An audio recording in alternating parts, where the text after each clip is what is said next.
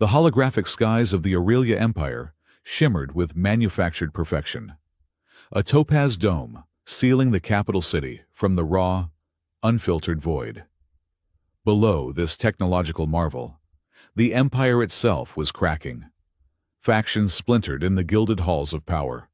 Military command argued over resource allocation, and the ancient noble houses whispered of secession. The air, despite its perfect filtration, was thick with the scent of decay and ambition. In the spire of command, Empress Leora Saren stood before a floor-to-ceiling transparency that overlooked the city. She was young, her intellect a burnished shield against the constant barrage of political maneuvering. The reflection in the star glass showed a woman burdened, not broken. Her dark hair was bound in the severe, imperial style, but a few strands had escaped, mirroring the fraying edges of her control. She was supposed to be the absolute authority over 36 star systems. Yet she felt like a prisoner in her own court. The High Council had just departed, their voices still echoing in the cavernous chamber. Marriage. The word was a weapon they used against her. A strategic alliance, they called it. A union to consolidate power, to appease the grumbling warlords on the periphery, to stabilize the economy. To Leora, it was a collar. She needed a husband. They insisted. A suitable one. A man of power and lineage who could anchor her throne. And she knew that whoever she chose, she would be handing him a chain to bind her. A new icon blinked in the corner of her vision, a subtle notification on her corneal implant. Her new diplomatic specialist had arrived for his final orientation. Mason Hawk. The name felt strange on her internal tongue. He was the anomaly she had personally approved. A gamble. A human. From Earth. A planet so far removed from the Empire's center of gravity, it was considered a backwater. Charming but irrelevant. He had been hired, on paper, to bolster trade relations with the Outer Rim territories. His background file was thin, almost suspiciously normal, a common family, a standard education, a brief stint in interstellar logistics. Yet, he possessed a past that felt like a heavily redacted document, a mystery she had, for a fleeting moment, found intriguing. Now, he was just another piece on a board she was losing. Mason Hawk felt the oppressive weight of imperial architecture pressed down on him. The ceilings were too high, the metals too polished, the air too quiet. It was a place designed to make one feel small. He adjusted the stiff, unfamiliar collar of his diplomatic uniform. It was a far cry from the worn flight jackets he was used to. He was here, ostensibly, to talk about shipping lanes and tariff reductions. His true purpose was buried much deeper. He was hunting ghosts. His audience with the Empress was to be in her private observatory, a room at the very apex of the spire.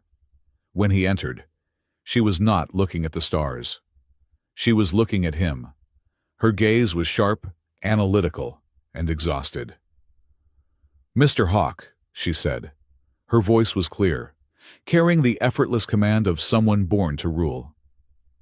"Your Majesty," he replied, offering a shallow bow.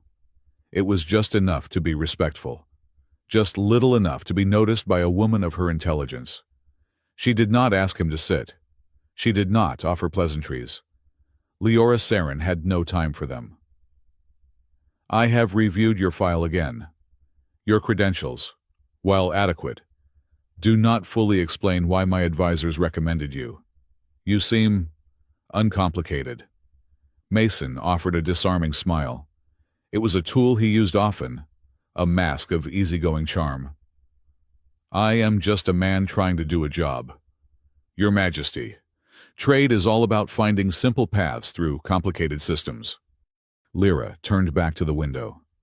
The city lights far below looked like a map of fallen stars. "I am going to bypass the simple paths. Mr. Hawk, I have a proposal for you. A different kind of job." He waited. The silence in the room was absolute. the sound-dampening field swallowing every micro-adjustment of fabric and breath. "I need you to pretend to be my husband." Mason's smile did not falter, but his eyes sharpened. He had anticipated political intrigue, backroom deals, perhaps even a little danger. He had not anticipated this. "Your Majesty, I believe that might be outside the scope of my current employment contract, and I am fairly certain my diplomatic immunity does not cover that." "It would be for 1 week," she continued, ignoring his attempt at levity. She turned to face him, her expression devoid of emotion. 7 days, a temporary engagement, to be announced at the Interstellar Summit. It will be a political maneuver, a fabrication to secure my position. "A fabrication," Mason repeated, his voice smooth. "You want to lie to the entire empire, to all your allies." "I want to survive," she snapped, her composure cracking for a second. "The council demands I marry. The noble houses are circling, each one pushing their own insipid son or cousin as a candidate. If I choose one, the others will see it as a declaration of war. If I choose none, they see me as weak. But if I choose you—" "An outsider," Mason finished, the pieces clicking into place.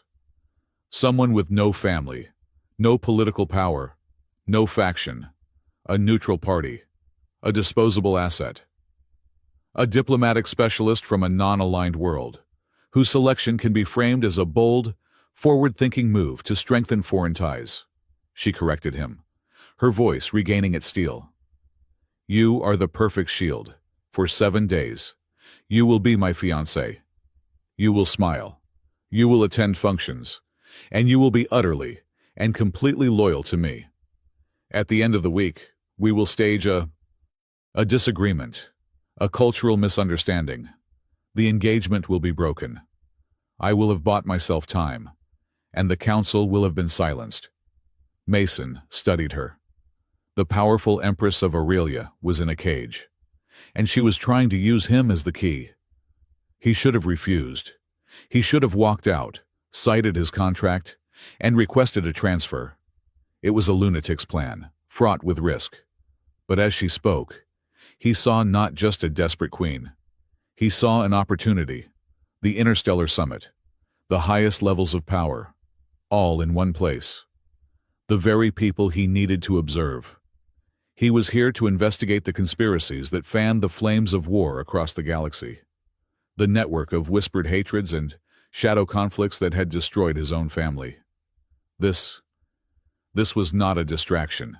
This was an invitation, a backstage pass to the entire corrupt theater. "Why me?" he asked, his tone shifting. The humor was gone. "Because you are a stranger," Leora said. "You are direct. You are, I am told, approachable. And your file suggests you are adaptable. I am not offering you a choice, Mr. Hawk. This is a command. But you will be compensated. Access, information, status, whatever you require." Mason let the silence stretch, a subtle power play of his own. He watched her, the rigid set of her shoulders, the tension in her hands. She was offering him access. He wanted something more. "I will do it," he said finally. "On one condition." Leora's eyes narrowed. "I do not negotiate." "You are today," he said, his voice quiet but firm. "I am not your subject, Empress. I am your employee, your partner, in this charade. That means no secrets between us. Not about this. I need to know every player, every threat, and every political debt. If I am to be your shield, I need to know where the arrows are coming from." For a long moment, she just looked at him. He saw a flicker of surprise, and then a cold, calculating respect. "Very well, Mr. Hawk. You will have your information. Welcome to the family. My residence will be prepared for you. You will move in tonight." Living under the same roof was, for Leora, a unique form of torture. The imperial residence was vast, a palace within the spire, but Mason Hawke's presence seemed to fill every corner of it. He was a disruption in her orderly, sterile world. He was, as she had noted, a stranger. He was also infuriatingly, disarmingly human. He did not understand the subtle, unspoken rules of her court. He was blunt when he should have been diplomatic, and humorous when he should have been solemn. Their first public appearance was a state dinner for the Tarkesian trade delegation. Leora was a bundle of nerves beneath her serene mask. Mason, on the other hand, looked relaxed. He was dressed in the formal robes of an imperial consort, a deep obsidian fabric that contrasted sharply with his earthborn features. "You look like a very expensive, very serious curtain," he had murmured to her as they waited to enter the grand hall. "And you," she had hissed back, "look like you are about to try and sell them a used starship. Stand up straight, and please, do not talk about what my remarkably bland past or my sudden, passionate, and entirely believable love for the Empress of Aurelia." She had no reply for that. The dinner was a minefield of protocol. Nobles eyed Mason with open suspicion. Lord Akros, a powerful wolfish man whose ambitions were an open secret, made his way to their table. He was a key figure in the internal strife, a leader of the traditionalist faction. "Your Majesty," Akros said, his voice a gravelly purr. He bowed to Leora before turning his cold eyes on Mason. "And this is the specialist from Earth. A bold choice. Empress. Tell me, Mr. Hawke, what are your family's holdings? What influence do you bring to this alliance?" Leora tensed, ready to intervene. This was the exact probing she had feared. Mason smiled, a wide, easy grin that did not quite reach his eyes. "My lord, my family's chief holding is a small garden plot in the North American sector, mostly tomatoes. They are rebellious this season, very resistant to authority." A few of the younger delegates coughed to hide their laughter. Leora had to quickly raise her goblet to her lips to hide her own involuntary smile. Akros's face tightened. He had been dismissed, charmingly and utterly. "A comedian," Akros sneered. "Only on occasion," Mason said, his smile fading. "But I am a very serious diplomat, my lord, and I take the Empire's trade and the Empress's security very, very seriously." The shift in his tone was so sudden, so cold, that Akros actually took a half-step back. Leora looked at Mason, really looked at him. The easygoing, slightly clumsy man was gone. In his place was someone else, someone watchful, someone dangerous. It was, she was disturbed to realize, incredibly confusing. Later that night, the awkwardness between them was a palpable thing. They maintained separate suites, of course, but the palace felt charged with their proximity. Leora found herself restless. She ended up in the private archives, a vast, silent room where data streams hung in the air like ghostly tapestries.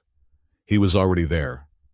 Mason was standing before a complex stellar map, his back to her. He was not wearing his formal robes, just a simple black tunic and trousers. He looked more like himself, and somehow, more of a stranger than ever.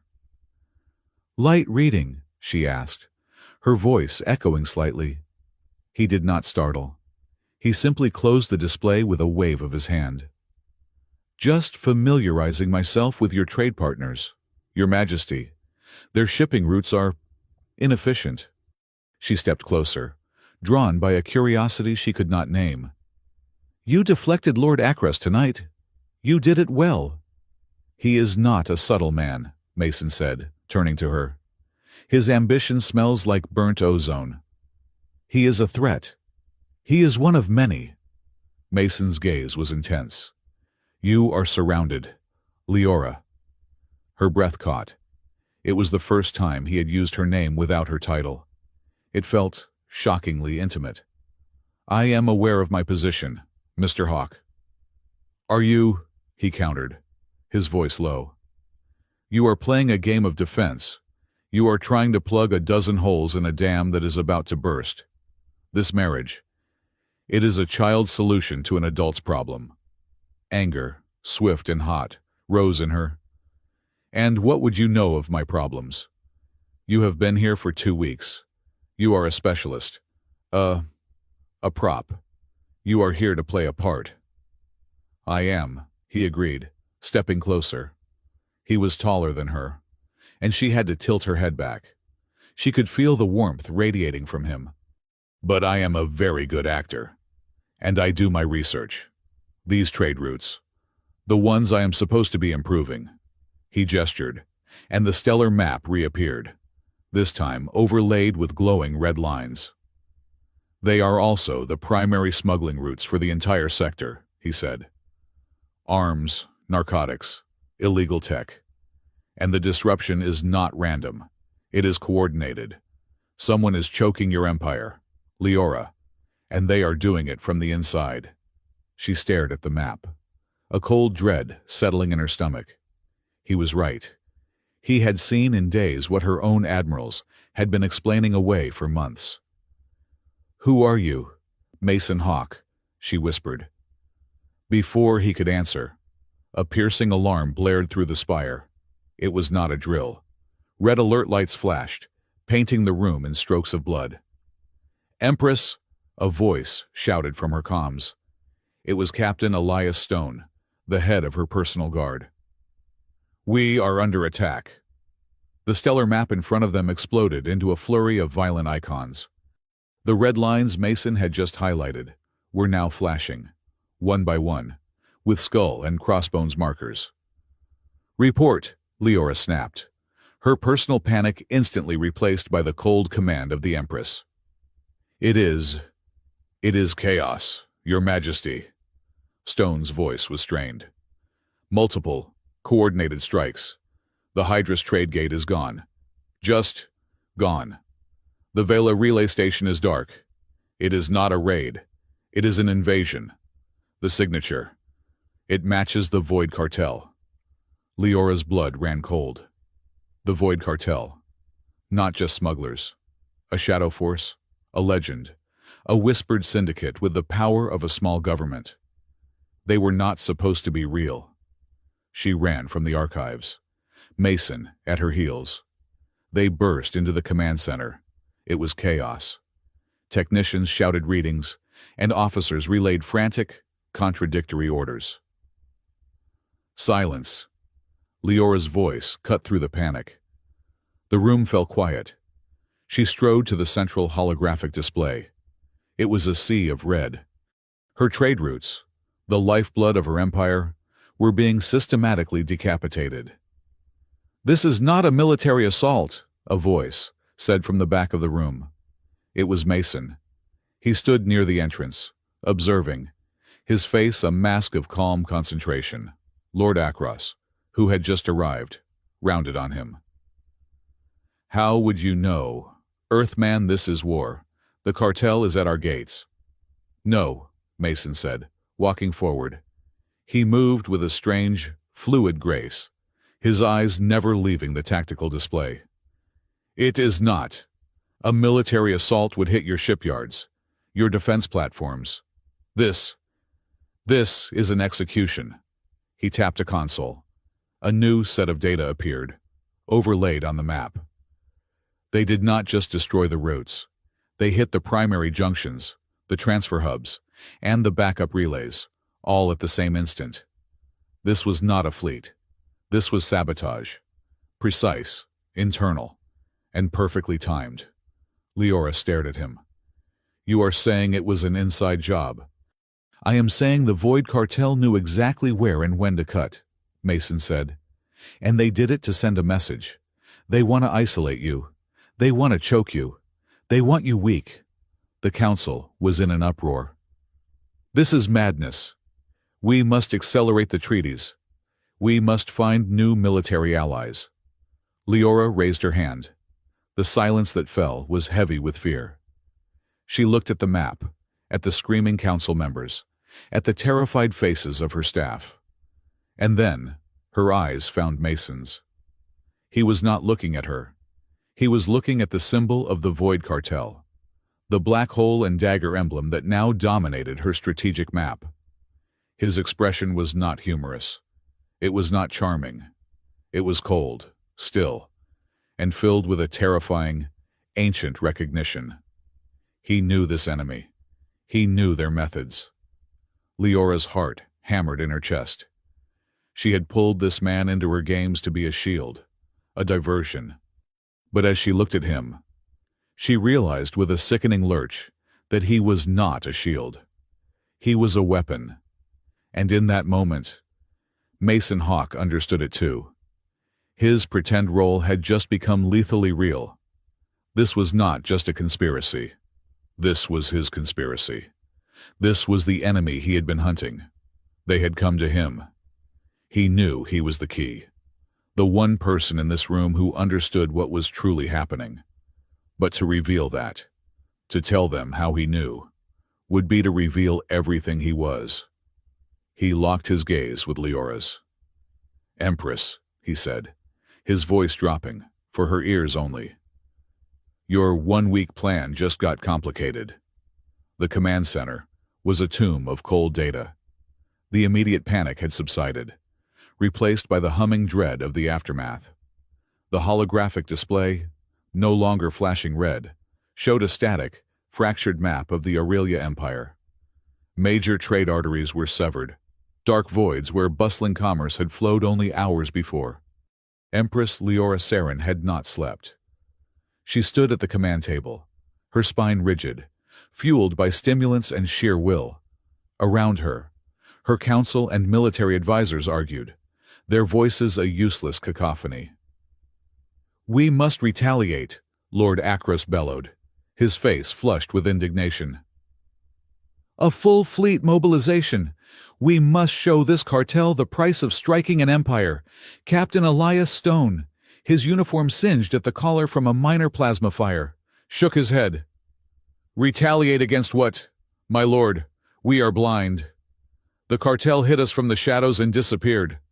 Our fleets would be chasing ghosts, leaving the capital undefended." "He is correct," Mason Hawk said, his voice quiet. He had been standing near a secondary console, absorbing data streams that most of the commanders ignored. All eyes turned to him, the strange, placid fiancé from Earth. "This was not a military victory they wanted," Mason continued, walking toward the central map. "It was a political one." "Explain yourself, specialist," Leora commanded. Her voice was flat, metallic. Mason tapped the console. The map shifted, highlighting the worlds now isolated by the attack. "They did not just cut off your trade. They cut off your loyalists. The 5 systems now dark are the ones with the strongest military ties to your throne. The ones who would send ships to defend you without question." A cold silence fell over the room. He was right. "The other systems," Mason just entry, "are now negotiable. They will be scared. Their economies will panic. They are now open to new, more reliable partners." "The Void Cartel," Leora finished, her blood chilling.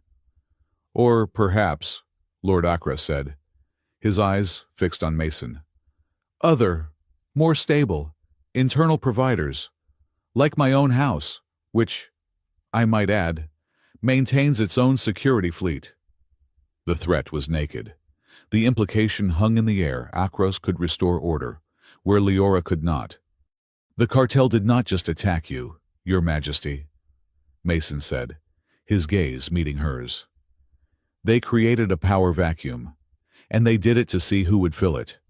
They are not just criminals. They are kingmakers, or in this case, queenbreakers." Leora dismissed the council. The room emptied, leaving only her, Mason, and Captain Stone. The captain looked at Mason with a new, grudging suspicion. "How do you know so much about their tactics?" Mr. Hawk? Stone asked, his hand resting on his sidearm. I study history, Mason replied evenly. And I pay attention to the details. The attack was too precise. It was not brute force. It was surgical. That means they had internal access. Log files, security schedules, firewall protocols. That is impossible, Stone growled. Our systems are secure. No system is secure, Mason said. They just have varying degrees of vulnerability. Your Majesty, your enemy is not just at the gate. He is already inside the palace. Leora looked at the man who was supposed to be her pretend husband. He had just dissected a devastating military and political strike with the calm of a man analyzing a chess game. He was no longer just strange. He was terrifying.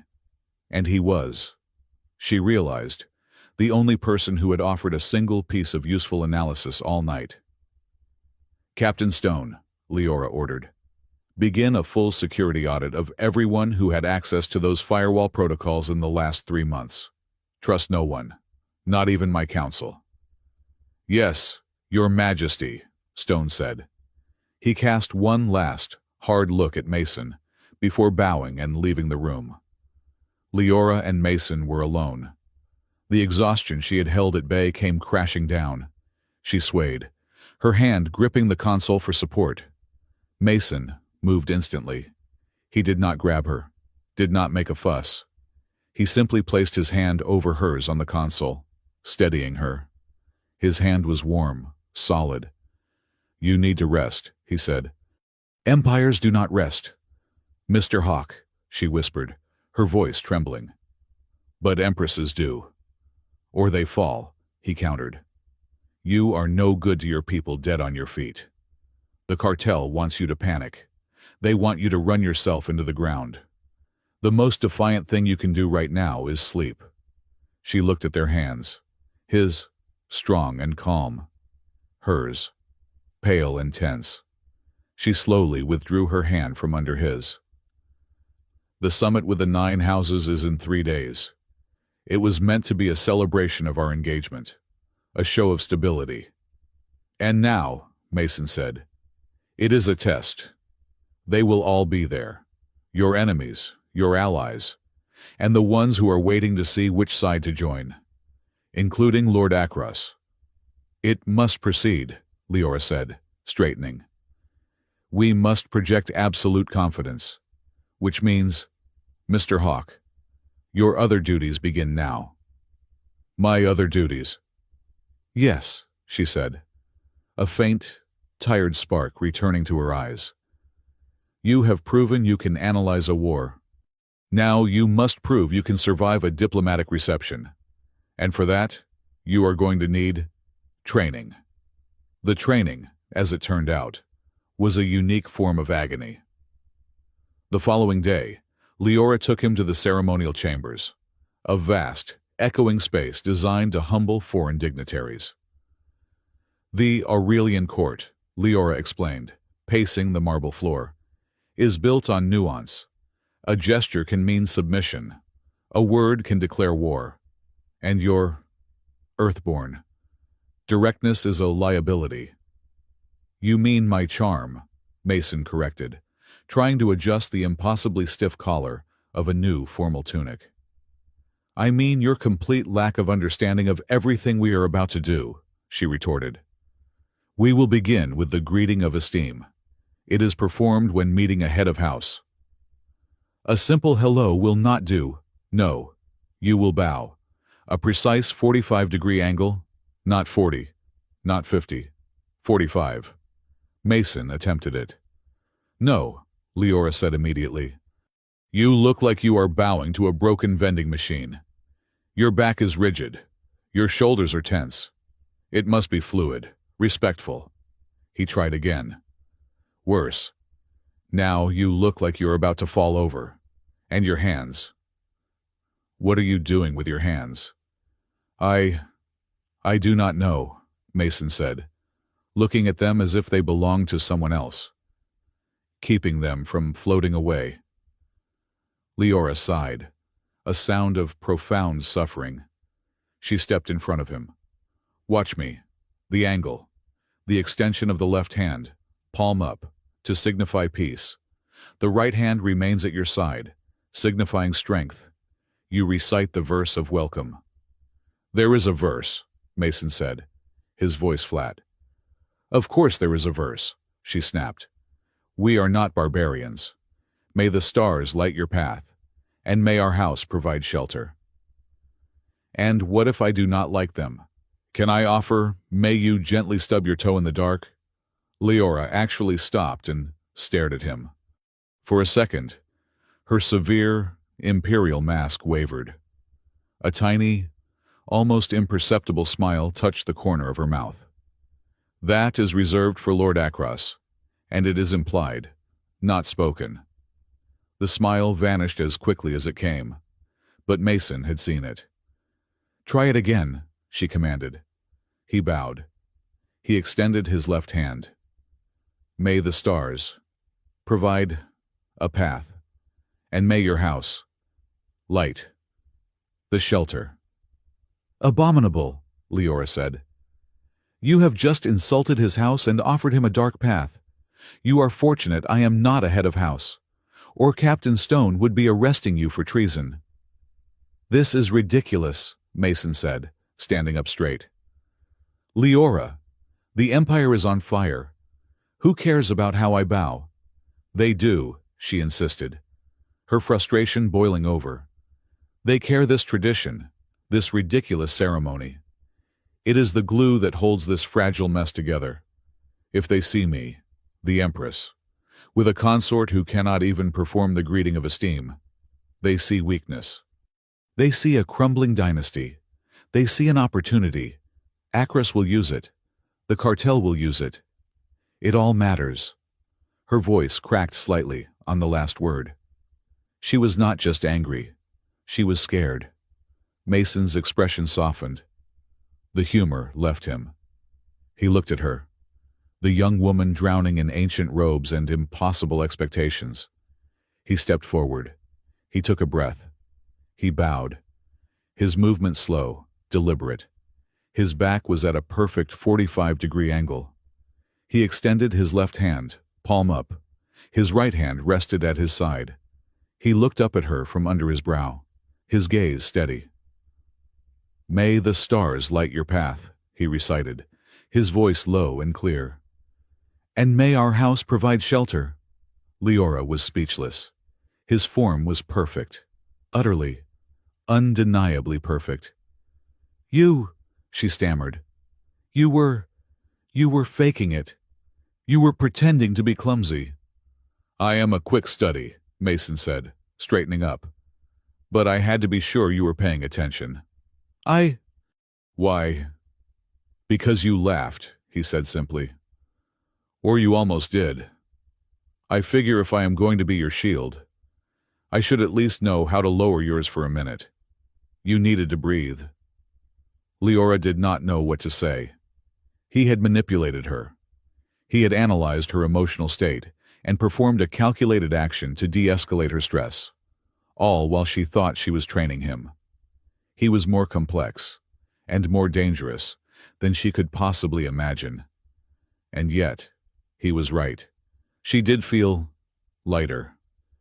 Do not do that again, she said, turning away so he could not see the flush on her cheeks. Your bow is adequate. We move on to the wine ceremony. Wonderful, Mason muttered. I assume I cannot just drink it. Not until you have properly assessed its color, lineage, and political implications. No. Their strange, tense partnership continued for the next 2 days. By day, Mason was the bumbling but earnest fiancé, a source of mild amusement and frustration for the court. By night, he was something else. Leora would find him in the archives, pulling apart the Empire's encrypted files. He moved through her highest security systems with an ease that terrified her. You are a diplomatic specialist, she confronted him late one night, after he had unencrypted the fleet's patrol routes. Your file said interstellar logistics.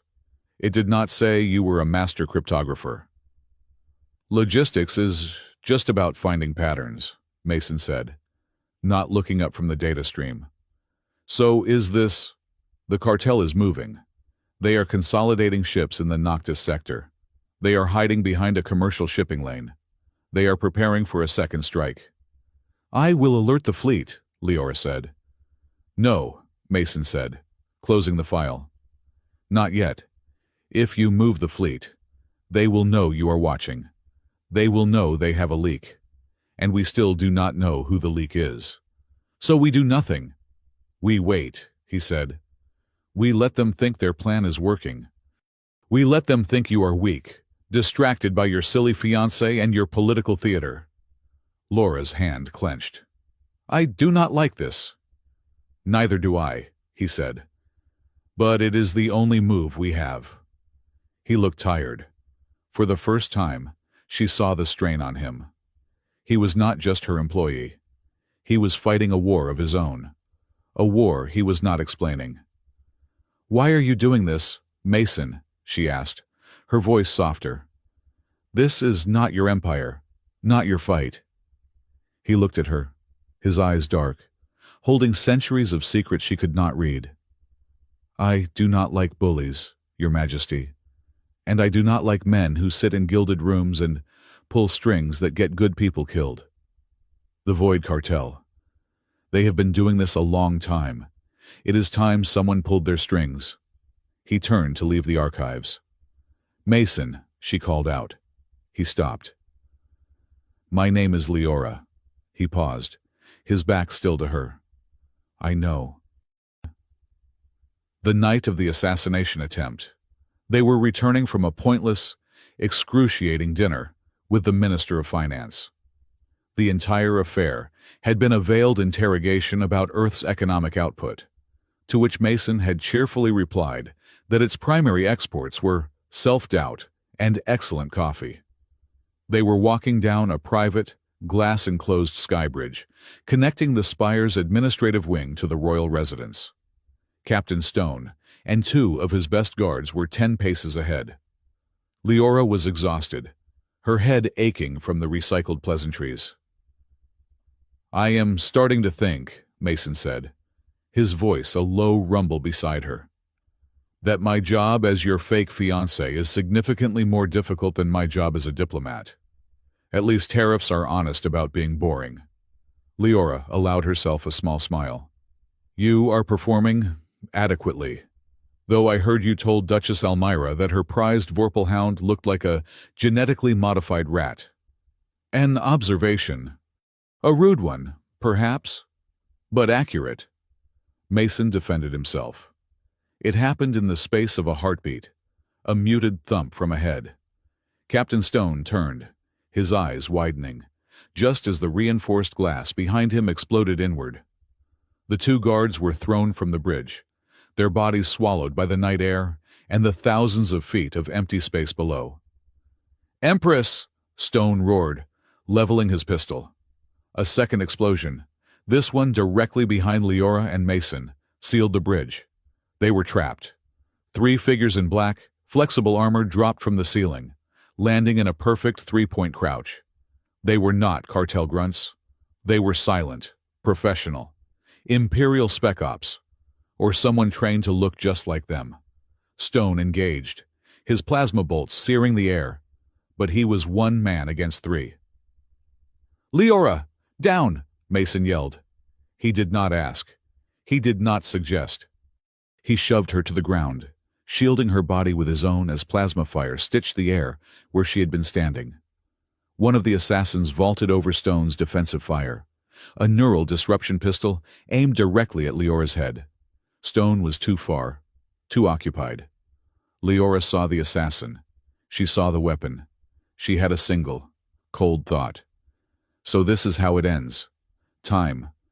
Broke. Mason moved. He did not move like a man. He moved like a blur, like a ripple in the fabric of reality. He pushed off the ground, not sideways, but through the line of fire. Leora felt a gust of displaced air. The assassin fired. The neural bolt. A shimmer of blue energy passed through the space Mason had occupied a nanosecond before. Mason's hand, moving faster than her eye could track, did not strike the assassin. He tapped him, 2 fingers to the wrist, 1 to the elbow, a palm strike to the chest. It looked gentle. The assassin's arm contorted, the pistol clattering to the floor. The man's armor, designed to stop plasma, buckled inward as if hit by a battering ram. The assassin collapsed, his body convulsing. The other two, seeing their partner fall, turned their attention to Mason. It was a fatal mistake. Mason was not a man. He was a storm. He flowed between them, a dance of impossible speed and terrifying precision. He did not use brute force. He used leverage, momentum, and pressure points she did not know existed. He dismantled them, an arm broken here, a knee shattered there. He was silent, his face a mask of cold, lethal focus. In 5 seconds, it was over. 3 elite assassins were in twitching, broken heaps on the floor. Captain Stone, having finished his own opponent, ran over, his pistol still scanning for threats. He stared at the carnage. He stared at Mason, who was breathing hard, his hands clenched. "By the stars," Stone whispered. "Get her out of here," Mason ordered, his voice a harsh rasp. Now, Stone did not question. He hauled a dazed Leora to her feet and half-dragged her toward the emergency exit. Mason knelt by the first assassin he had taken down. The man was dying, choking on his own ruined insides. Mason ripped the helmet off. It was a face he did not recognize. "Who sent you?" Mason demanded. "Was it Akros? Was it the cartel?" The assassin just gurgled, a bloody foam on his lips. Then, his eyes widened in terror. He, hidden." The man's jaw clicked. A cyanide capsule. He was dead. Mason stood, his hands shaking. Not from fear, from rage. When Leora returned to her private suite, she was vibrating with adrenaline and shock. Captain Stone had posted guards on every door. She was safe. She was also completely, utterly terrified. Mason entered the room. His elegant formal tunic was torn at the shoulder. He had a small cut on his cheek. "You are hurt," she said, her voice sounding strange to her own ears. "It is nothing," he said. He was pacing, his body still thrumming with leftover combat energy. "What was that?" Leora demanded, finding her strength. "In the sky bridge. That was not normal. That was not training. What was that?" Mason stopped pacing. He looked at his hands, the ones that had just shattered armor and bone. "It is a defensive technique." "Do not lie to me," she yelled, her control finally snapping. "Not now. Not after that. You moved. You moved like you knew he was going to fire before he did. You were not human." Mason turned to her, his eyes dark. "It is a form of heightened awareness, a combat meditation. We were taught to anticipate." We who..." He looked away, his jaw tight. He walked to the window, looking out at the city that was not his. "My home was not like this," he said, his voice so low she barely heard him. "We did not have plasma pistols. We did not have grand empires. We had something else. We were taught to see the patterns, to see the lines of force, to see where an enemy would strike before he knew it himself. You were a soldier." A bitter, humorless laugh escaped him. "Something like that." He touched the glass. "They came, the Void Cartel, or their predecessors. They came with fire and promises. They turned us against each other. They took everything. My family. My everything." He looked back at her. The mask of the charming, clumsy diplomat was gone. The mask of the cold, lethal warrior was gone. All that was left was a man, haunted and raw. "They did not finish the job," he said. "We taught our children to hide, to survive, to wait. We were taught these techniques, these special skills, to protect what was left, before the fall." "The fall," Leora repeated, her heart pounding. Mason's eyes snapped back into focus. He realized what he had said. He had revealed too much. The walls slammed back up, the vulnerability vanishing. "It is just a story," he said, his voice hardening. I am what you hired, Your Majesty, a specialist. I specialize in difficult situations. Tonight was difficult." Leora took a step toward him. He had saved her life. He had bared, not his whole soul, but a sliver of it. A sliver of agonizing pain. She was the Empress. She was supposed to be untouchable, powerful. But in that moment, she felt a wave of empathy so strong it stole her breath. She had been feeling safe with him because of his humor and his steady presence. But this was different. This was a man who had walked through hell and come out the other side, carrying its fire with him. She did not say thank you. The words were too small. Instead, she said, "They will pay for this. The people who sent them. They will pay." "Yes," Mason said, his voice a promise. "They will." The assassination attempt changed everything. The news was suppressed, but within the spire, the tension was a drawn blade. And Lord Akros, ever the opportunist, made his move. He called an emergency session of the High Council. "The Empress is in danger," he declared, his voice echoing in the chamber. "Our trade is shattered. Our Empress is targeted. The Void Cartel is a rabid beast, and we are trying to fight it with diplomacy." He turned his gaze on Mason, who stood behind Leora's chair in his official role as consort in waiting. "We are relying on outsiders, on specialists." "What is your point, Lord Akros?" Leora asked, her voice dangerously calm. "My point, Your Majesty, is that this is a time for pragmatism, not pride. The Void Cartel. They are not just shadows. They have reached out." The chamber gasped. "Reached out," Leora said. "They deny the assassination attempt," Akros said, waving a hand. "Rogue elements. They claim. They are embarrassed. They are businessmen, not anarchists. They wish to make amends. They have offered a treaty." Leora felt Mason stiffen behind her. "A treaty," she repeated, her voice laced with ice. "With the people who just crippled my empire and tried to murder me." "A diplomatic solution," Akros boomed. "They will cease all hostilities. They will even help secure the routes they, allegedly, damaged. In exchange, they ask for only one thing: formal control of the Hydra's Gate, a toll for their protection services." It was extortion. It was surrender.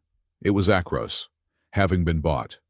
Or perhaps having been the buyer all along, delivering the empire to the cartel on a silver platter. "You are asking me to negotiate with terrorists," Leora said. "I am asking you to save the empire," Akros shot back. "We cannot fight them. Not now. We are weak. This buys us time. It buys us peace." He looked around the room, at the other council members. They were scared. They were merchants and politicians, not soldiers. She saw them wavering. "And you, Mr. Hawk," Akros said, his voice dripping with condescension. "Our new expert on everything. You are quiet, do you, with your vast strategic knowledge?" He lingered on the word. "See another path." Akros knew. Leora realized it instantly. Akros did not know who Mason was, but he had seen him operate. He had seen his analysis. He knew Mason was more than he appeared. He was trying to bait him, to expose him. Mason stepped forward. He did not bow. He did not recite a verse. He just looked at Akros. "A treaty with the Void Cartel," Mason said, his voice pleasant, conversational, "is like building a house in the path of a tidal wave. You might get a few good days. You might even admire the view. But the water is coming, and it will take everything." He turned to Leora. "You cannot accept, Your Majesty. This is not peace. This is the first payment. The moment you agree, you tell them the Empire is for sale. And they will buy it, piece by piece, starting with Lord Akros." Akros's face went purple. "Insolence. This commoner insults a head of house." "He is not a commoner," Leora said, standing. Her voice rang with a power that surprised even her. "He is my chosen consort, and he speaks with my voice." She looked at the council. "I will consider the cartel's generous offer, but I will not do it in fear. This session is over." She swept from the room, Mason at her side. They did not speak until they reached her private balcony, the city lights a silent, glittering carpet below them. She was shaking, not with fear, but with rage. "He is one of them," she said. "Akros. He is working with the cartel. He just admitted it." "He delivered their message," Mason said. "He is either their willing partner or their useful fool. It does not matter which. The result is the same." She turned to him, the night wind pulling at her hair. "They have me trapped. Mason. If I accept, I surrender. If I refuse, Akros will claim I am leading us to war. He will have the votes. He will call for my abdication. A regency." "So, we fight," Mason said. "How with what stones audit is useless. The traitors are too deep. My fleet is blind. And you are one man." "I am," he agreed. He stepped closer, the distance between them shrinking. "But I am a very motivated man, and I have an advantage." "What advantage?" "Akros and the cartel. They think I am just a specialist. Akros thinks I am good at reading strategy. He does not know why." "Why?" Leora whispered. Mason looked at her, his gaze unwavering. "Because I have seen it all before. This is not the first empire they have tried to break." He was still holding back. He was still keeping his largest secret. But he was committing. He was choosing to stand with her. Not as a prop, but as a partner. "They have forced your hand, Leora," he said, his voice quiet. "So now, we force theirs. We are going to that summit. We are going to smile and bow and drink the terrible wine. And we are going to find the traitor. And then, we are going to show the Void Cartel what a real war looks like." Leora looked into his eyes. She saw the ghost of a fallen kingdom. She saw the shadow of the warrior from the skybridge. And she saw the man who had made her laugh by butchering a simple greeting. She was still the Empress. But for the first time in her life, she was not alone. The grand summit of the 9 houses was only a day away, and the Aurelia spire hummed with a tension that was part panic, part anticipation.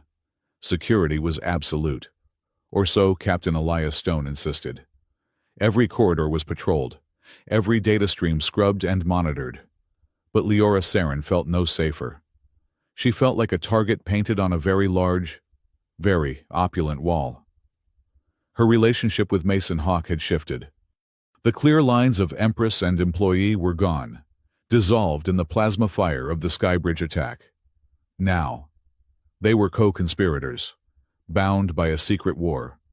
He was still, in the eyes of the court, her slightly awkward, charmingly common fiancé. But to her, in the quiet hours after midnight, he was the analyst, the warrior, the man who saw the rot beneath the Empire's gilded shell. He spent those hours in the archives, his mind light years away. He was no longer just looking at trade routes. He was hunting the ghost in their machine. Leora watched him one night, standing in the archway of the archive, unseen. He was not at a console. He was standing in the center of the room, his eyes closed, the holographic data stream swirling around him like a silent, ghostly tornado. He seemed to be listening to them. When he finally opened his eyes, he looked directly at her, as if he had known she was there all along. "He is not the master," Mason said, his voice quiet. "He Akros?" Leora asked, stepping into the room. "Akros is a symptom," Mason said, gesturing to the data. He froze a specific data string, a heavily encrypted military communication. "Akros is the greedy, strutting peacock. He is loud, obvious. The cartel is using him to draw our fire, to make us look at the political threat. While the real threat, the real traitor, is someone else. Someone quiet." He amplified the data string. It looked like a standard fleet logistics order, signed by Captain Stone. But buried beneath the standard encryption was a second layer, a ghost signal. "This," Mason said, his finger tracing the glowing line, "is a passenger. A tiny, encrypted message piggybacking on your most secure military channel. It is not going to the cartel. It is going to a cartel way station. And the signal originates inside the spire, inside the command network." Leora felt her stomach clench. "Stone." "You think it is Stone." "I think," Mason said carefully, "that someone with Stone's level of access is the mole, or someone who can command him. Akros is the political arm. This is the military one. The cartel is not just working with one greedy lord. They have a pincer, one to seize the council, the other to seize the fleet." The revelation was horrifying. Captain Stone, the man who had headed her personal guard since her coronation. He was gruff, sometimes paranoid, but loyal. Was not he? She thought of his face on the sky bridge, his genuine rage. Had that been an act? Or was he, too, a pawn, his codes stolen? The doubt was a poison. She found herself reevaluating everyone. Duchess Almira, her chief advisor, a kind elderly woman who often seemed half asleep in council meetings. Was her doddering a mask? What about the Minister of Finance, who had been so insultingly curious about Earth's economy? This cloud of suspicion, this inability to trust her own inner circle, pushed her, paradoxically, closer to the one person she truly could not trust. The man who was a living lie. She found herself seeking his company, not just for strategy, but for the strange, solid calm he provided. The pretense of their engagement required them to be seen together, to project an image of unity. It was an excuse, and she knew it, but she used it. The night before the summit, her ladies-in-waiting were fitting her for the ceremonial address gown. It was a suffocating, armored thing of dark blue velvet and spun metal thread. "It is imposing," Mason said, leaning in the doorway of her private dressing room. The ladies-in-waiting, flustered by his presence, bowed and scurried out. "It is meant to be," Leora said, standing stiffly on the dais. "It is a statement of strength." "It looks like a very elegant coffin," he observed, walking into the room. "Your talent for diplomacy is, as ever, breathtaking," she retorted. But there was no heat in it. She was too tired. He stopped in front of her. He looked at the high, restrictive collar of the gown. "They are suffocating you, Leora. All of them. With their rules, their expectations, their gowns." His gaze was on the collar, but it felt much more personal. "We all play our parts," she said, her voice small. "Some parts are just better written than others," he said. He reached up, his fingers gently touching the stiff fabric at her throat.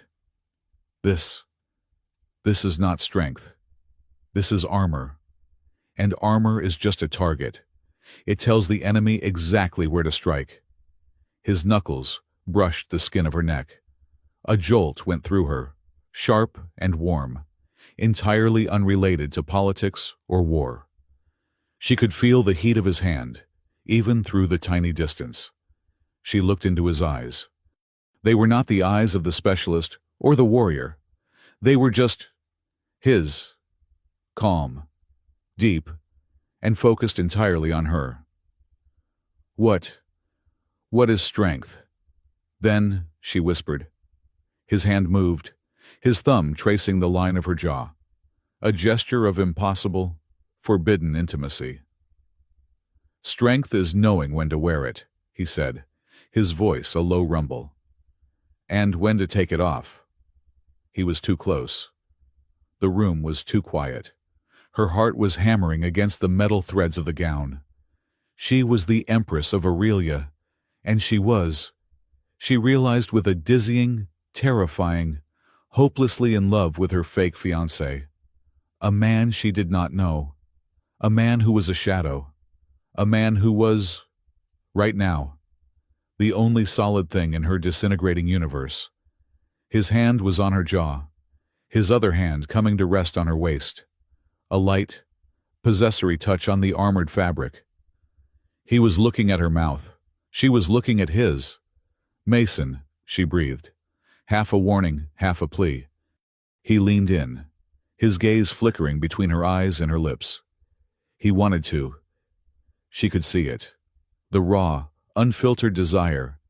And she wanted it too.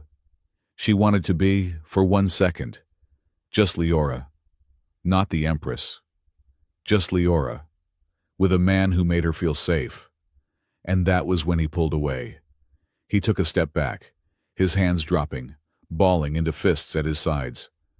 The spell was broken, the air rushing back into the room, cold and empty. The part, he said, his voice harsh. It is a part I am not qualified to play. Leora felt the slap of the rejection, the hot flush of shame. Of course. It was all a charade. He was a weapon. She was his assignment. She had let the fear and the intimacy blur the lines. You are right, she said, her voice freezing over, her Empress mask slamming back into place. She stepped off the dais. The gown is perfect. You are dismissed, specialist.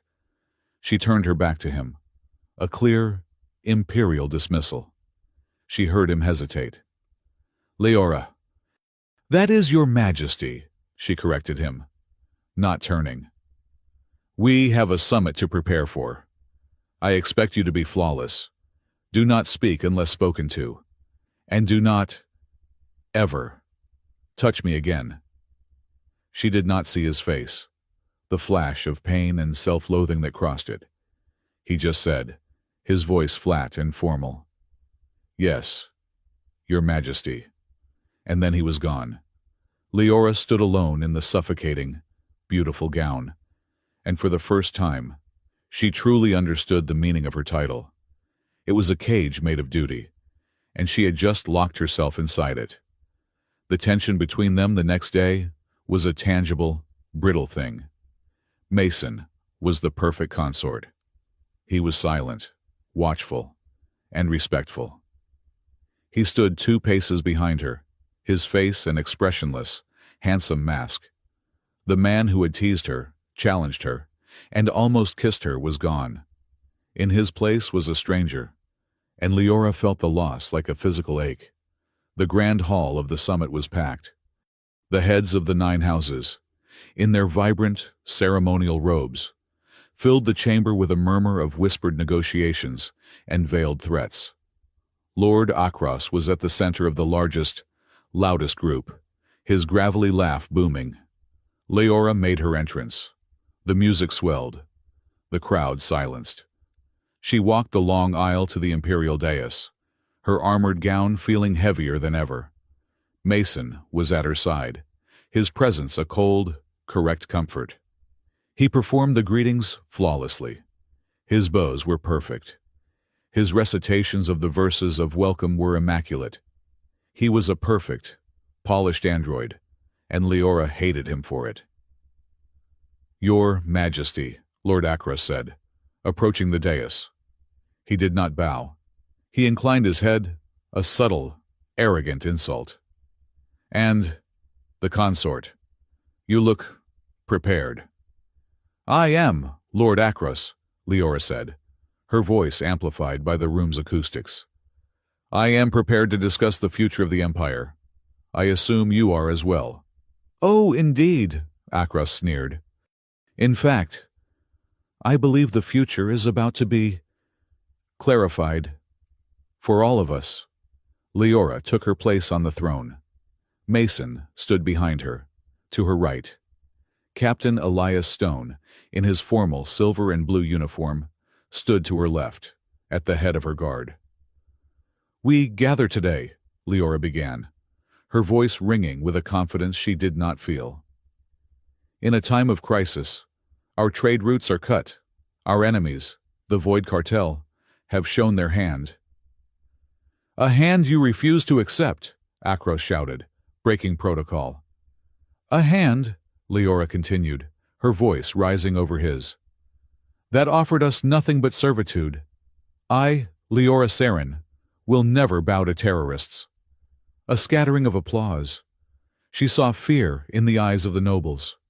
They wanted a strong leader, but they were terrified of a war.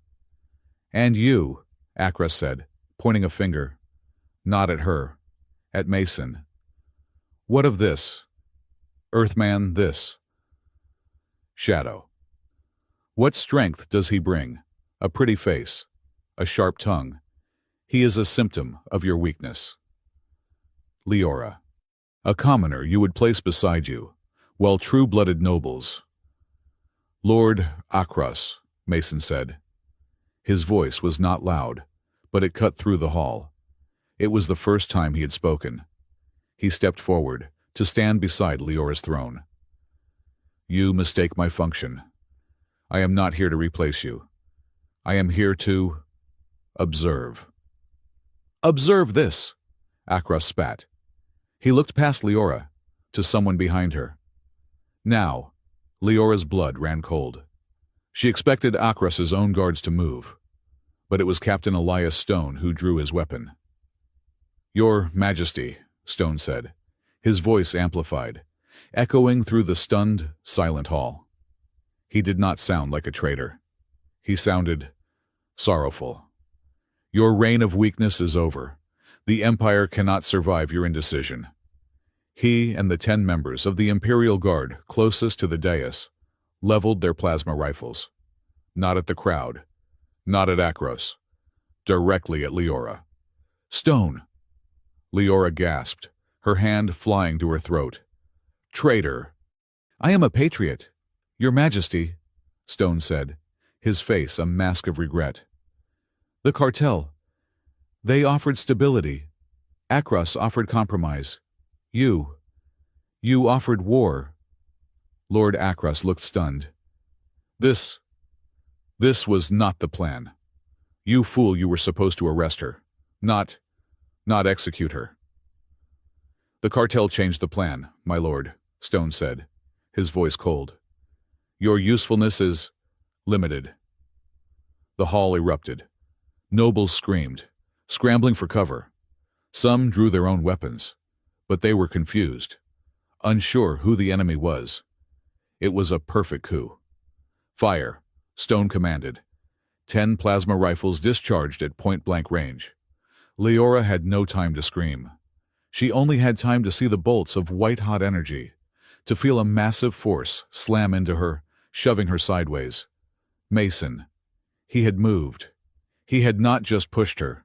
He was in front of her, his arm outstretched. And the plasma bolts stopped. They did not hit him. They did not deflect. They stopped, frozen in midair, a foot from his open palm. They hung there, sizzling, vibrating, like angry, burning insects. The hall, which had been in chaos, went absolutely, deathly silent. Stone's jaw dropped. Akros stumbled back, his eyes wide with terror. "What? What is that?" Stone whispered, his voice trembling. Mason did not look at him. He looked at the plasma bolts. With a clenched fist, he crushed them. They dissolved into harmless, glittering sparks. He turned, his face a mask of cold, terrible fury. The air around him shimmered, distorting, as if he were a source of intense heat. "I am so tired of this," he said, his voice seeming to come from everywhere at once, an echo inside their minds. "What is he?" one of the nobles shrieked. Mason moved. He was not a man. He was a force. He flowed from the dais, a black shadow. The traitorous guards opened fire again. He did not dodge. He walked through the barrage. The plasma bolts veered around him, repelled by an invisible kinetic shield that pulsed with a faint, blue light. He was not a warrior. He was a god. He reached the first two guards. He did not touch them. He held out his hands, and the metal plates of their body armor bent, crushing, as if squeezed by a giant, invisible fist. They collapsed. Their bones snapped. Captain Stone, terrified, turned to run. "No," Mason whispered. He raised a hand. The massive, 20-foot-tall decorative metal banner hanging from the ceiling, a banner weighing several tons, ripped free from its mountings. It flew across the room, not to crush Stone, but to land perfectly in front of the main doors, sealing the room. "Leora!" Mason's voice echoed, though he did not turn. "Are you unharmed?" Leora was on the floor, her mind shattered, unable to process what she was seeing. Yes." "Mason." "What?" "He is a monster," Akros shrieked, cowering behind a pillar. "A Xeno-witch." Mason turned his head, his eyes landing on Akros. His eyes, they were glowing, a soft, terrifying, blue-white light. "You," Mason said, "were the distraction, the loud, greedy fool. You let them in." He walked toward Akros, the remaining guards frozen in terror. "And you," he said, stopping to look at a terrified Captain Stone, "were the weapon, the loyal, foolish patriot. You thought you were saving the Empire by handing it to its worst enemy." They have my family," Stone stammered, dropping his rifle. "They always do," Mason said, his voice laced with an ancient, bone-deep weariness. He looked at the chaos, at the cowering nobles, at the dead guards. He raised his head, his voice ringing with a power that had nothing to do with acoustics. "My name is not Mason Hawk." He reached up, his hand on the high collar of his formal tunic. He unclasped it, pulling the formal garment off. Underneath, he was not wearing a uniform. He was wearing a simple, dark, armored suit. On his chest, glowing faintly as if in response to his power, was a sigil Leora had never seen before, a dying star, eclipsed. "This," he said, his voice raw, "was not your empire to break." He held out his hands, the plasma rifles in the hands of every traitor in the room, even the ones they had dropped, suddenly superheated. They glowed cherry red, then white, then melted into slag on the marble floor.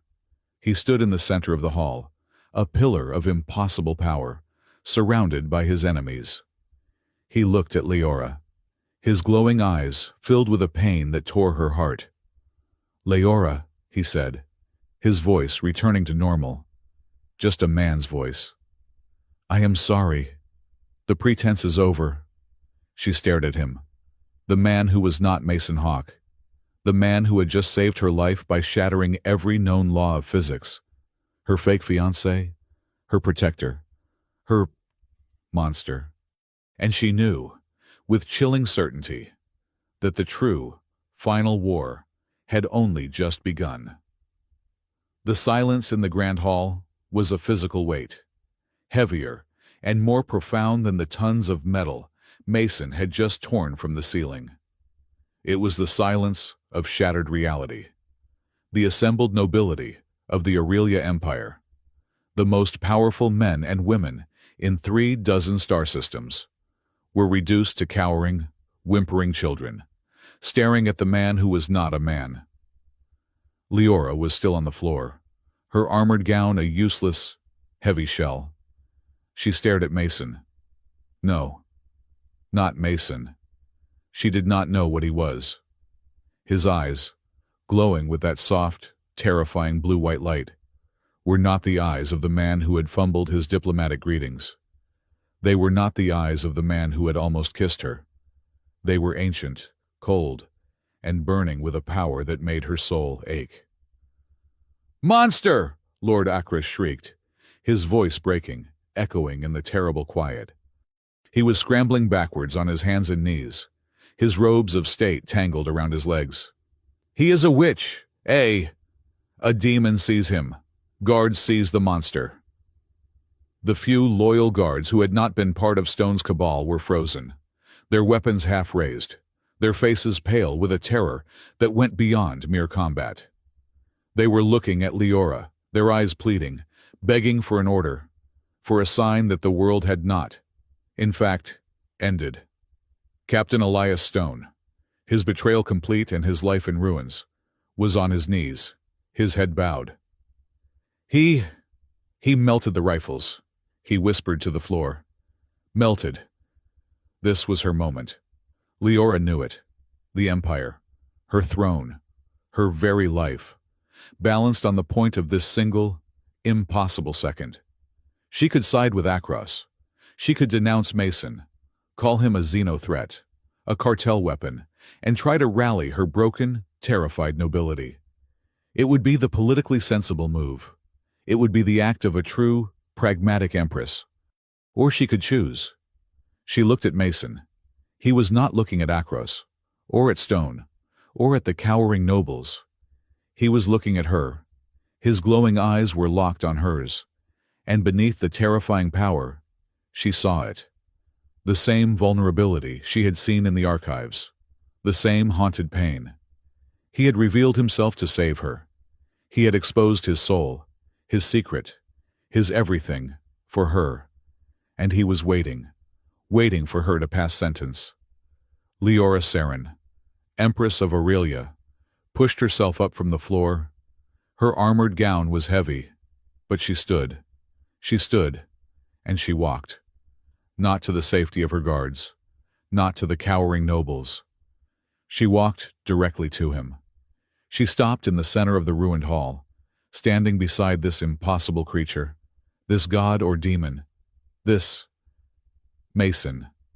She stood shoulder to shoulder with him, facing the terrified, accusing eyes of her entire world. She did not look at them. She looked at Lord Akros. "He is not the monster, my lord," Leora said, her voice shaking, but clear. It rang through the hall. "He is my shield, the one you and your cartel masters failed to account for."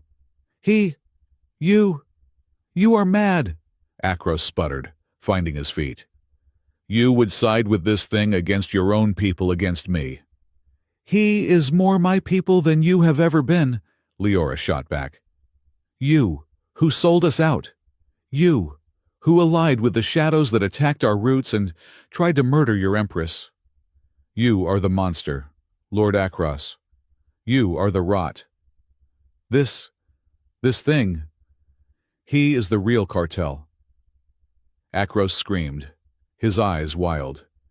He was looking for any lie that would stick. A deep cover agent, their ultimate weapon. He has bewitched you. He is here to topple the throne. This is their final plan." "He is right," Mason said. Leora's heart stopped. She turned, looking at him, horrified. Mason's voice, no longer amplified but still carrying, was laced with a terrible, cold weariness. "He is right. I am here to topple a throne. Just not this one. He turned his gaze from Akros, letting it sweep over the assembled nobles, the broken guards, and finally, Leora. The blue light in his eyes softened. Just a fraction. "My name," he said, and the words seemed to pain him, to drag themselves up from a place of deep burial. "Is not Mason Hawk. That was a ghost, a name I borrowed to hide. My name is Kalen, and my title." He looked at the sigil on his chest, the eclipsed star. I was, the hidden emperor of a kingdom called Cygnus, a kingdom that has been dust for 100 of your years. A collective gasp, a murmur of disbelief. The Cygnus kingdom. It was a legend, a myth, a technologically advanced, isolationist sector that had, according to the official histories, simply collapsed. A plague, a stellar event, a civil war. The records were sealed. "They did not collapse," Kalen said, his voice dropping to a whisper that every person in the hall could somehow hear in their own minds. "They were erased, exterminated, by the organization you call the Void Cartel. They were the cartel's first great experiment in destabilization. They came with promises of trade, just as they did here. They offered partnerships. They stoked our internal divisions. And when we were weak, they burned our worlds from orbit." He looked at Lord Akros, and the light in his eyes flared bright, hot, and full of hate. "My family, my people, all of them, gone. I was hidden, sent away. A secret, kept alive by a few loyalists, taught the ancient arts of my people. The arts of manipulating energy, of seeing the patterns in the universe. I was raised for one purpose: revenge." He had come to Aurelia not as a diplomat, but as a hunter. He had been tracking the cartel for decades, following the whispers of their atrocities, the scent of their corruption. He had come to Aurelia because he knew they were here. He just had not known how deep the infection went. "You," Kalen said to Akros, "are just another in a long line of their willing puppets. And I am the last survivor of the kingdom they thought they had killed. I am their living ghost, and I have returned to collect their debt." The sheer, raw truth of his words, the weight of a century of pain, hung in the air. Leora felt tears streaming down her face, not of fear, of understanding, of a terrible, profound empathy. A story," Akros stammered, his bluster failing. "A lovely story. He is insane. He will destroy us all." "That," a new voice said, "is precisely the plan." The voice was not in the room. It was electronic, booming from the Grand Hall's main holographic display. The display, which had been showing the sigil of the Aurelia Empire, flickered and changed. A face appeared, filling the 30-foot-tall space. It was not human. It was gaunt, gray-skinned, with eyes like polished obsidian. A cartel command officer. He was sitting on the command bridge of a warship. "Lord Akros," the gray-skinned alien said, his lips barely moving, his voice a synthesized sneer. "Your part in this farce is over. Your distraction was marginally effective. But now, it is time for the principals to speak." "What? What is this?" Akros yelled at the screen. "Our deal. I delivered the council. I delivered the traitors you were supposed to support me." "Your deal," the commander said, "was with a fool, for a fool's prize. The cartel does not negotiate with empires. Lord Akros, we dismantle them. And you have been the most wonderful tool. You gave us your codes. You gave us your fleet patrols. You gave us your defenses." The holographic display split. One side showed the cartel commander. The other side showed orbit, a fleet of ships, dozens of them, Not the small raiders that had hit the trade routes. These were sleek, black, dagger-shaped destroyers. They were not at the edge of the system. They were here. They had used the codes Akros provided to warp in, right on top of the capital. "The Aurelian Home Fleet," the commander purred, "is currently engaged in a delightful drill at the Gamma checkpoint, thanks to your final, helpful order, Captain Stone. By the time they realize their mistake, there will be nothing left to defend. And as for you..." The commander's obsidian eyes swiveled, seeming to look directly at Kalen. "The last ember of Cygnus. We have been so curious about what happened to you. How fitting that you would bring yourself to us. We will have the pleasure of extinguishing your pathetic little star, once and for all." Kalen just stared back, his face a mask of stone. "And now, Empress." The commander turned his gaze on Leora. "Your reign is over. As a final courtesy, we will allow you to watch your world's capital decapitate itself. Fire." The command was not for his ships. A series of explosions rocked the spire. Not from the outside, from within. Sabotage. Key structural supports, power junctions, defense nodes. The traitors Stone had commanded, the ones Kalen had not been able to find, were activating their final orders. The Grand Hall pitched, the floor groaning. A new, terrifying alarm blared, the one for catastrophic structural failure. He is killing us." A noble woman screamed. "We are all going to die." It was the end, trapped.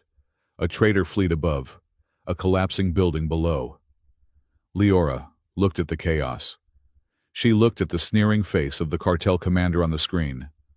She looked at Lord Akros, who had collapsed, weeping, his mind finally broken by the totality of his betrayal. And then she looked at Kalen. He was not looking at the screen. He was not looking at the shaking walls. He was looking at her, his glowing eyes searching her face.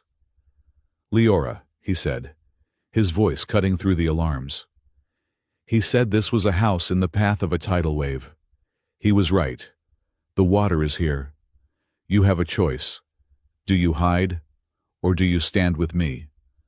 Your political path, it is gone. There is only this." He held out his hand, his armored, calloused, terrifying hand. This was her decision, not as an empress, as a woman, as a partner, trust, not in a specialist, not in a king, but in him. She did not hesitate.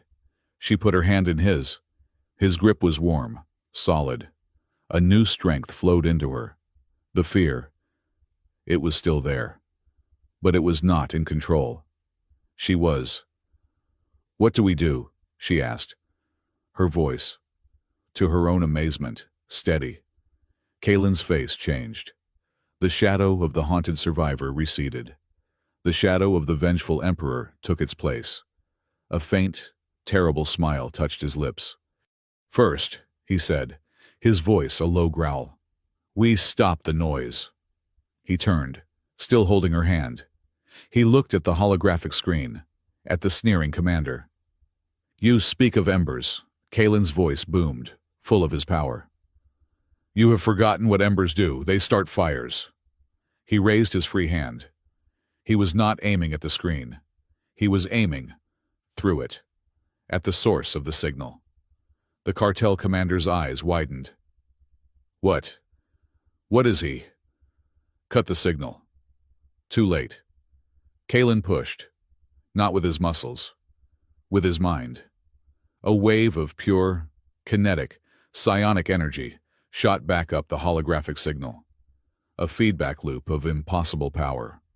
On the bridge of the cartel command ship, the holographic projector exploded, showering the commander and his crew with superheated plasma and shrapnel. Alarms blared, not in the spire, but on the ship.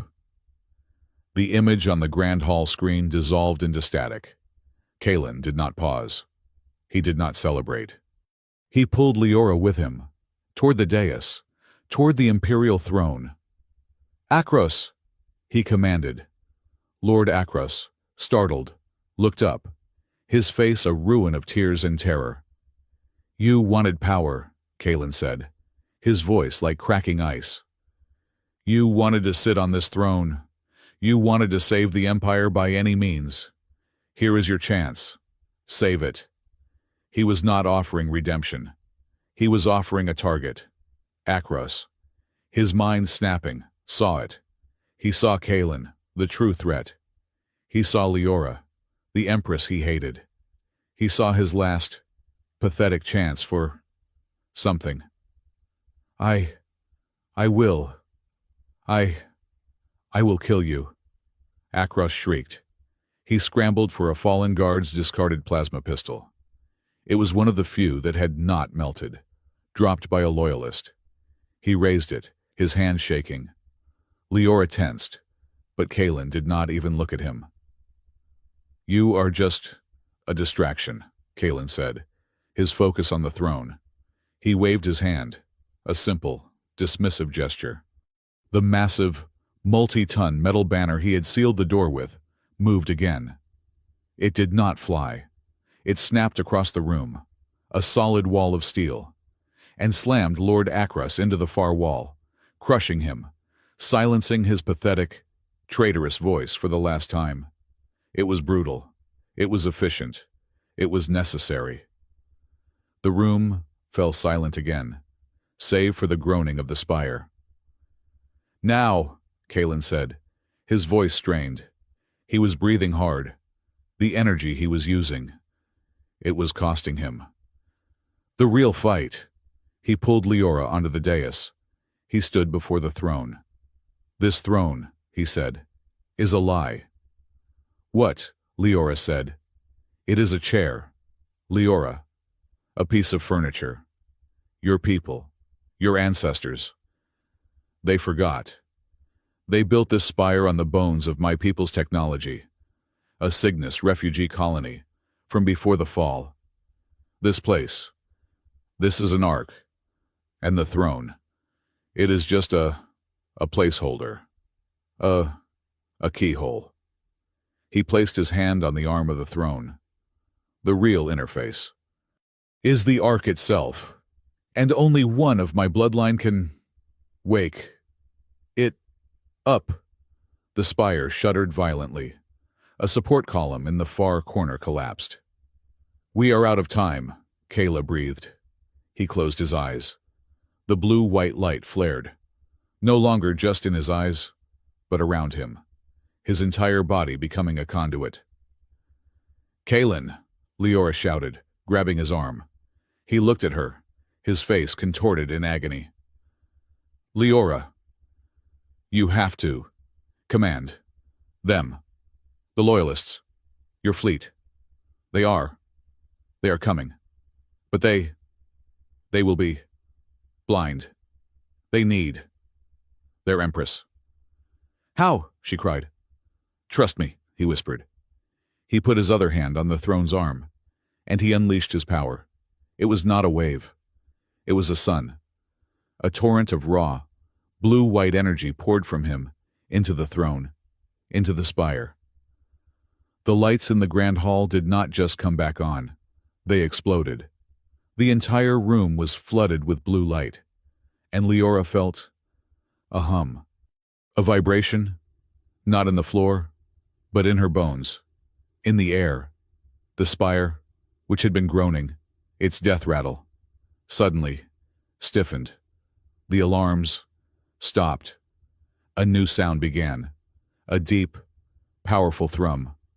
On the holographic display, the static cleared. It did not show the cartel fleet. It showed a tactical map of the entire system. Red icons for the enemy, and a new set of blue icons for the home fleet. Just now, screaming back from the Gamma checkpoint. "Your Majesty!" a voice said, tinny, from a comm panel. It was an admiral. We are receiving. What is this? We have full tactical. We see them. We see all of them." Kalen was shaking, his teeth clenched. Sweat and blood beading on his forehead. Leora, the Ark. It is awake. The shields are ancient, but strong. But the weapons, they are ceremonial. They are not enough. Your fleet. You have to command. Leora looked at the map. She looked at Kalen, who was literally pouring his life force into the city's foundations to keep them alive. She looked at the cowering nobles, the Empress of Aurelia, the one who had been a prisoner in her own court, stepped up. "Admiral," she said, her voice ringing with a power Kalen had just given her. "This is Empress Saren. Form a pincer. I want squadrons." "Focus! Focus! Their command ship," Kalen grunted, his knuckles white. "The one I hit. Its shields are compromised. From the inside." "Admiral," Leora commanded, her voice steel. "All ships, focus fire on the cartel command vessel. The big one. Its shields are down. Use the data stream I am sending you. Hit them, and hit them hard." "Yes, Your Majesty," the Admiral roared, his voice full of a new, fierce hope. The tactical map lit up as the home fleet engaged. It was a brutal, desperate fight. But the cartel, their surprise gone, their command structure shattered by Kalen's psionic blast, was in disarray. The Spire's shields, ancient and powerful, held against the orbital bombardment.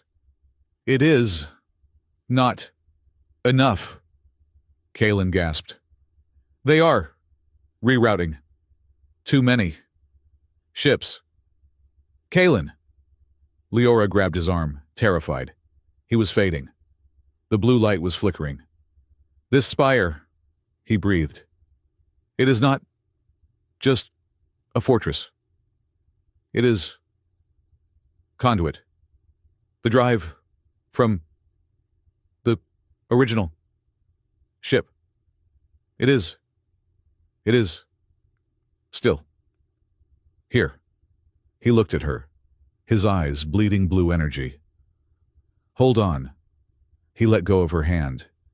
He took his hand off the throne, and he slammed both palms onto the sigil of the Aurelia Empire, set in the floor of the dais.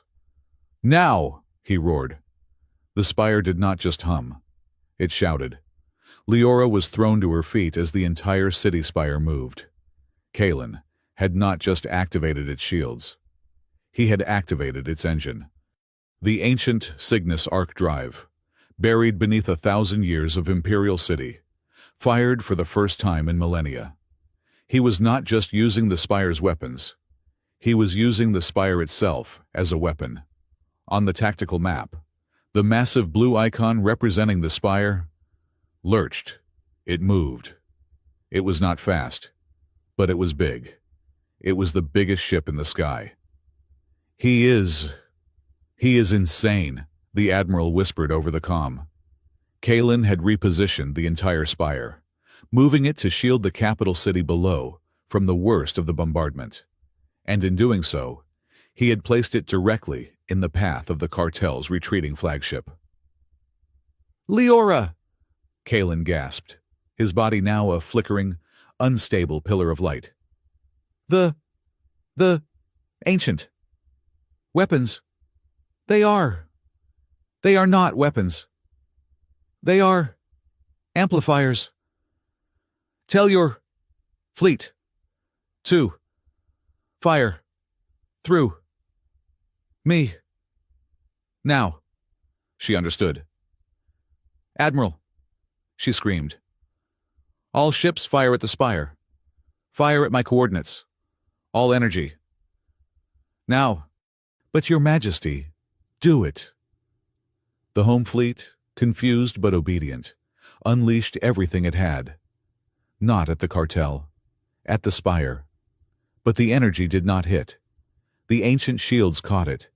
They absorbed the terawatts of energy from the fleet. And Kalen, at the center, the conduit, the amplifier. He focused it. He raised his head. He looked at the flagship on the tactical screen, and he unleashed a single, blinding, solid white beam of pure, focused, weaponized will. It was not a shot. It was a judgment. The beam, a mile wide, lanced out from the apex of the spire and hit the cartel command ship. The ship did not explode. It dissolved. It was simply, in one silent, terrible instant, gone. The cartel fleet, their commander atomized, their god weapon revealed, broke. They did not retreat. They routed, scattering in every direction. The battle was over. In the grand hall, the tactical map faded. The deep hum of the arc drive wound down. The blue light was gone. The room was dark, lit only by the fires from the damaged city below. Kalen was just Mason. He was slumped over the dais, his body unmoving, his face pale. Leora, her knees like water, scrambled to him. She rolled him over. He was breathing, barely.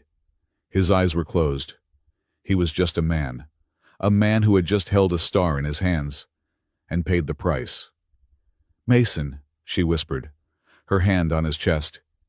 "Kalen, please." His eyes flickered open, not glowing, just brown. The brown, weary eyes of the specialist she had hired. Did we win?" he whispered, his voice a dry rasp. She was crying, the tears cutting clean paths through the soot on her face. She was not the Empress. He was not an emperor. They were just two people, alive, in the ruins of a throne room. She leaned down, her hair falling around them, and kissed him. "We won," she whispered against his lips. "We are alive." He managed a faint, weak smile. I told you. It was complicated." The kiss was the last moment of silence. It was a desperate, breathless joining, a flare of impossible, terrified humanity in the middle of a war zone. When Leora pulled back, the universe rushed in, the groaning of the spire's ancient, awakened drive winding down, the distant sirens from the city far below, the stench of melted metal and ozone, and the sound of 100 terrified nobles beginning to breathe again. Kalen, who was no longer Mason, was pale, his skin slick with a cold sweat. The blue light was gone, leaving only the man, and the man was utterly spent. He was leaning against her, his entire weight supported by her, the Empress he had just saved. The Grand Hall was a ruin. The massive banner that had crushed Lord Acros was a crumpled sheet of metal. The imperial throne sat on a dais, cracked down the middle, and the heads of the 9 houses, the very foundation of Leora's political world, were staring, not at the ruins, but at her and the man she was holding. "Your Majesty," a voice quavered. It was Duchess Almyra, the elderly, powerful matriarch of the most ancient house. She was on her feet, her hands trembling, her face a mask of horrified disbelief. "Leora, what is this? What have you done?" The spell was broken. The fight for survival was over. The fight for power was about to begin. Leora felt Kalen try to stand on his own, to pull away from her, to shield her from his own contamination. She did not let him. She held him tighter, his arm slung over her shoulder, forcing him to lean on her. She turned, her back to the ruined throne, to face them all. She was no longer just his shield. She was his anchor. "What have I done? Duchess?" Leora's voice was raw, but it carried in the wreckage. "I have survived. We have survived. Thanks to this man." "That thing is not a man," a portly baron shouted from behind a pillar, his voice shrill. "It is a monster, a xeno-witch. He crushed Lord Acros. He murdered Captain Stone.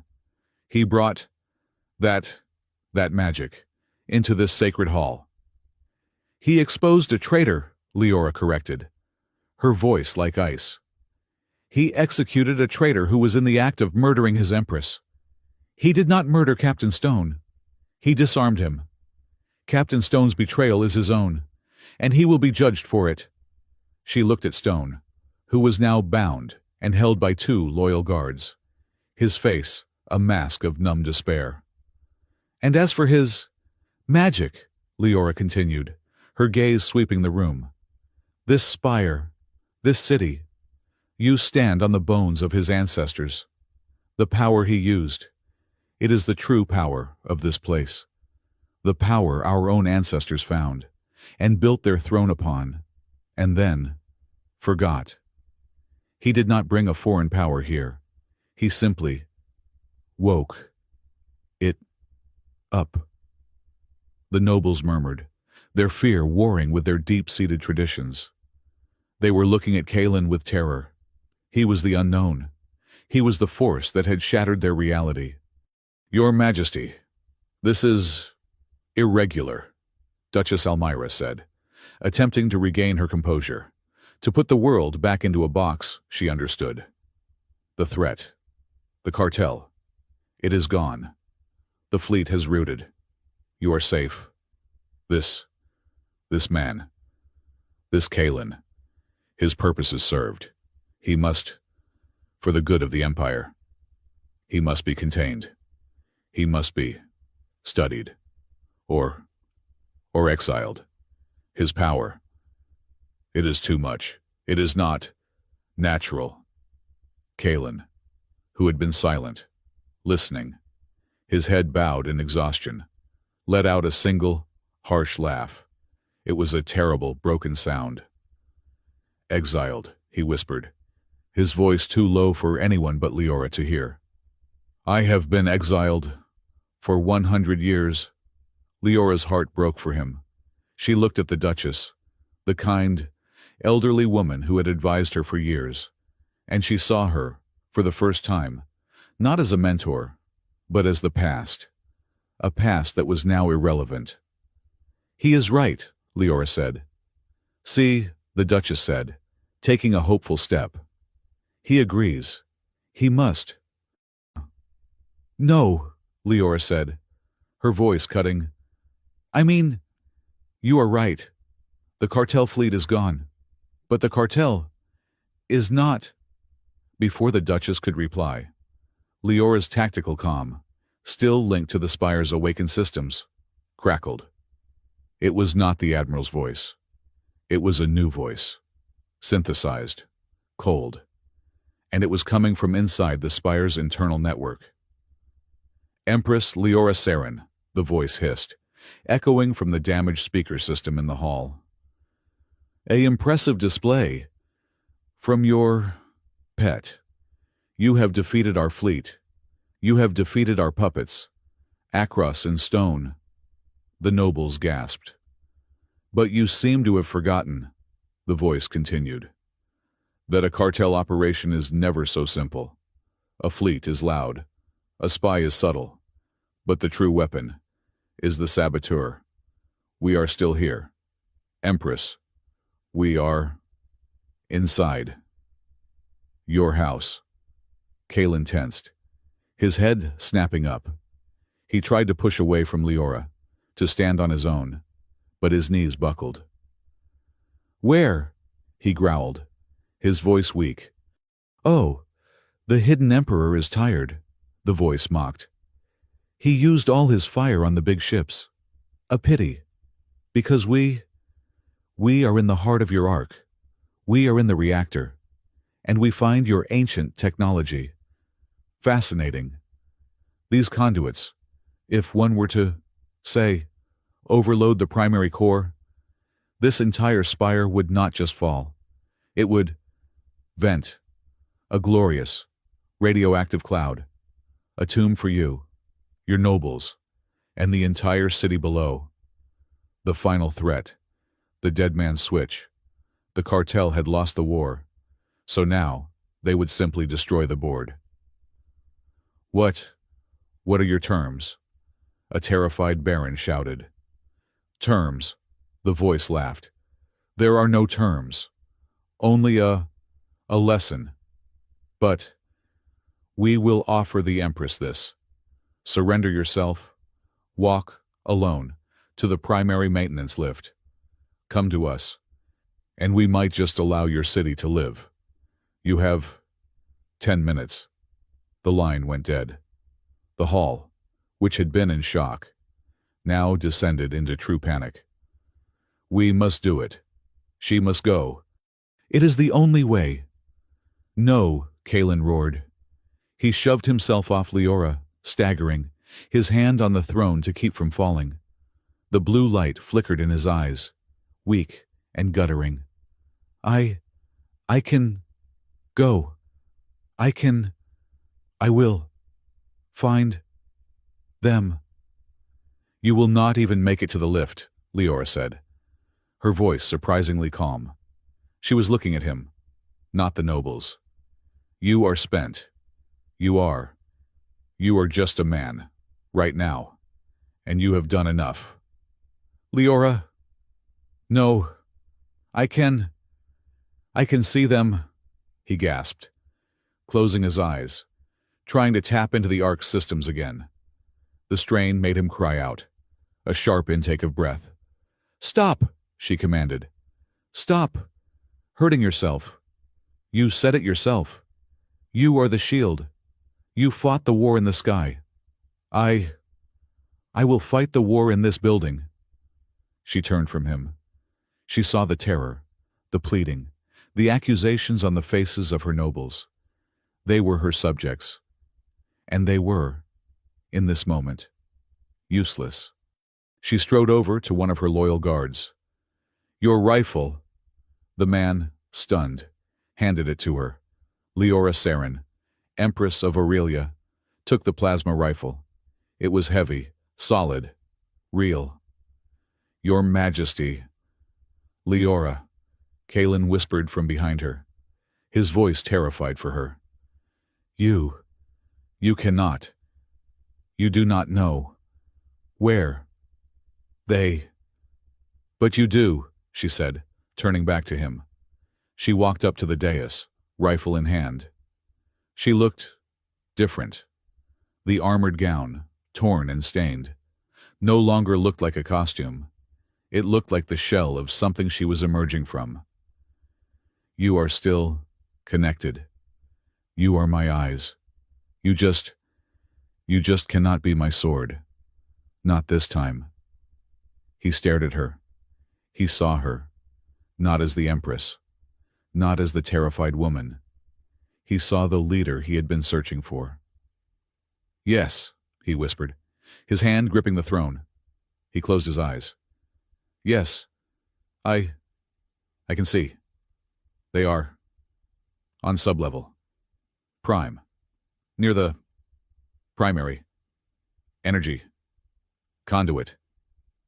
5 of them. Heavily armed. They are not bluffing. They are rigging the core. Now. Good, Leora said. She turned to the 5 remaining loyal guards. With me. We are taking out the trash. Your Majesty, Duchess Almyra shrieked, her voice cracking. This is insanity. You cannot. You are the Empress. Send him. Leora stopped. She looked at the Duchess, her face hard. He has done his part. And you. Duchess, you are right. I am the Empress. With a series of sharp, deliberate movements, Leora unclasped the heavy, ceremonial, armored gown, the magnificent, suffocating garment, the symbol of her office, clattered to the marble floor in a heap of velvet and metal. She stood there in her simple, black, practical undertunic and trousers. The Empress you knew, she said, her voice quiet but ringing, is dead. She died in this room, with her protocols, and her political. marriages. I am Leora, and I am going to save my city." She looked at Kalen one last time. He was watching her, his eyes wide, full of an emotion she could not name. Awe, pride, fear. "Do not die," he breathed. "I will try to avoid it," she replied, a faint ghost of their old humor passing between them. "Just keep watching. Tell me where they are." I will not let you go blind," he promised. She nodded. "Once. Let us go." Leora and her 5 guards ran from the grand hall, their boots echoing. The nobles, the duchess, and the wounded emperor were left alone in the ruins. The sublevels of the spire were not the gilded perfection of the upper halls. They were metal, steam, and shadows. The air was hot, thick with the smell of coolant. Leora's rifle felt slick in her sweating palms. Her heart was a hammer. "Kalen," she whispered into her comm, which was linked directly to his neural connection. "Status." His voice, weak, came back instantly in her ear, a private god. "Ahead, 40 meters. Junction 3. They have set trap 2 of them in the left alcove. Thermal readings are high. Ambush," Leora said to her men. They stopped. She pointed to the alcove Kalen had indicated. "Left, on my mark." She signaled. "Now." 2 of her guards tossed flash grenades. The explosion was blinding. They opened fire into the alcove. 2 screams, cut short. "2 down," Leora breathed, her ears ringing. "Kalen, the reactor. How close?" "Too close," he gasped. The strain in his voice was growing. "They are accelerating their work. The other 3. They know you are coming. They are at the chamber door. Leora, the leader. He has the detonator. Dead man's switch. We go fast," Leora told her men. They ran, their boots slamming on the metal gangway. They rounded the corner and saw it. The massive, humming, 20-story tall reactor core, a pillar of contained starlight. And in front of it, the 3 remaining saboteurs. 2 were in the black cartel armor, but the third, the leader, was not. He was wearing the fine silks of an Aurelian noble. He was wearing the robes of her own council. "Minister," Leora gasped, her rifle faltering. It was the Minister of Finance, the small, fussy man who had been so insultingly curious about Earth's economy. "Your Majesty," the minister said, his voice the same synthesized one from the comms. He held a small, silver detonator in his hand. He did not look like a warrior. He looked annoyed. "A pity. You were not supposed to be this efficient. Akros was so loud. Stone was so rigid. But I was the quiet one, the practical one." "You," Leora said, her mind reeling. "You were the traitor, not just Akros. But you. Akros was a fool," the minister spat. "He wanted power. I wanted profit. The cartel. They understand commerce. They pay their bills. This empire This dusty relic. It was insolvent. I just liquidated the assets. You did this for money, Leora asked, her voice trembling with a cold, pure rage. Money is the Empire, Your Majesty, he shrieked. You and your pathetic ideas of duty and honor. Those are just words. This reality. The bottom line. He raised the detonator. And now I must close this spire, this entire city. It is just one final ledger entry. Warning to all who defy the cartel's credit rating. He smiled, a terrible, thin-lipped smile. Goodbye, Your Majesty. His thumb moved toward the detonation stud. Leora. Now, Kalen's voice screamed in her ear. Leora did not think. She did not hesitate. She did not feel. She acted. She fired. The Minister of Finance fired his own sidearm at the same instant. His shot went wide, a bolt of plasma searing the air where her head had been a second before. Her shot did not. The plasma bolt hit him square in the chest. He looked down, surprised. The detonator fell from his limp hand. He collapsed. The other two cartel agents, stunned, raised their weapons. Leora's guards, their training taking over, cut them down in a hail of disciplined fire. Silence. Only the deep, steady, safe hum of the reactor core. Leora stood, shaking, the rifle heavy in her arms. She had just killed him.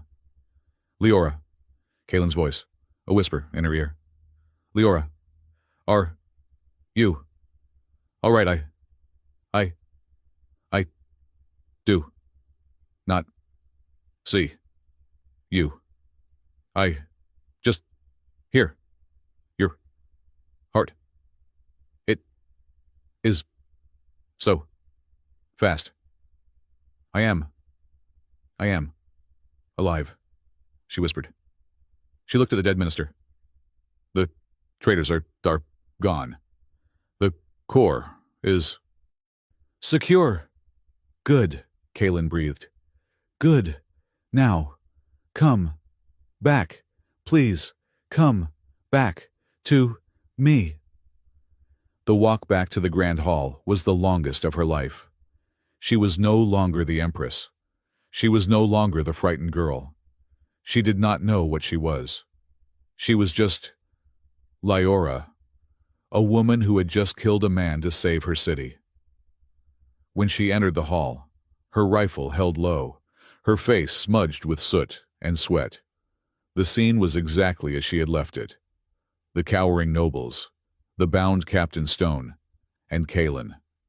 He was standing. He was standing on his own. He had pushed himself away from the throne, and he was standing in the middle of the dais, waiting for her. She walked, her boots silent on the marble, up the steps of the dais. She stopped in front of him. "It is done," she said, her voice a hollow echo of itself. The spell was broken. The Duchess Almira, seeing Leora safe, and the monster still there, found her voice again. "Your Majesty," she called out, stepping forward. "You are safe. Thank the stars. You have done it. You have purged the traitors. Now,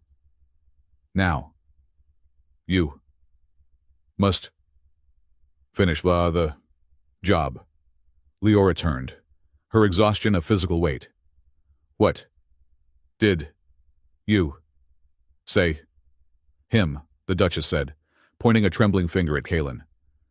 "The which the monster.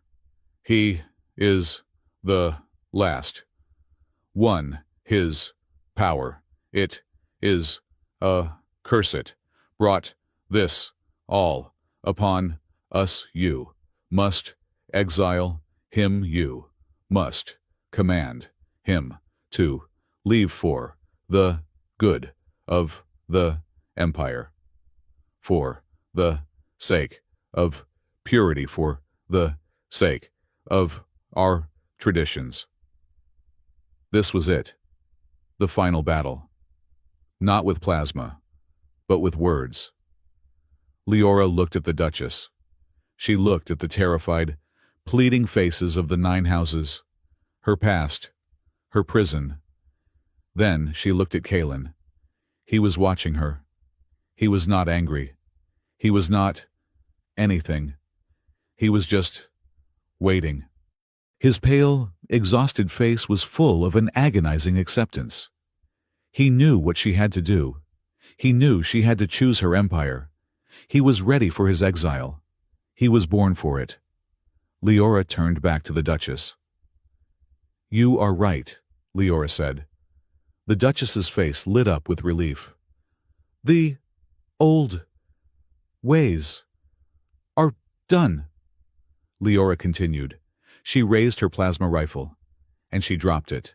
It clattered, loud and final, on the marble floor. "The Aurelia Empire," she said, her voice ringing out, clear and strong, "is finished. It died tonight. It died with Lord Akros. It died with Captain Stone. It died with the Minister of Finance. It was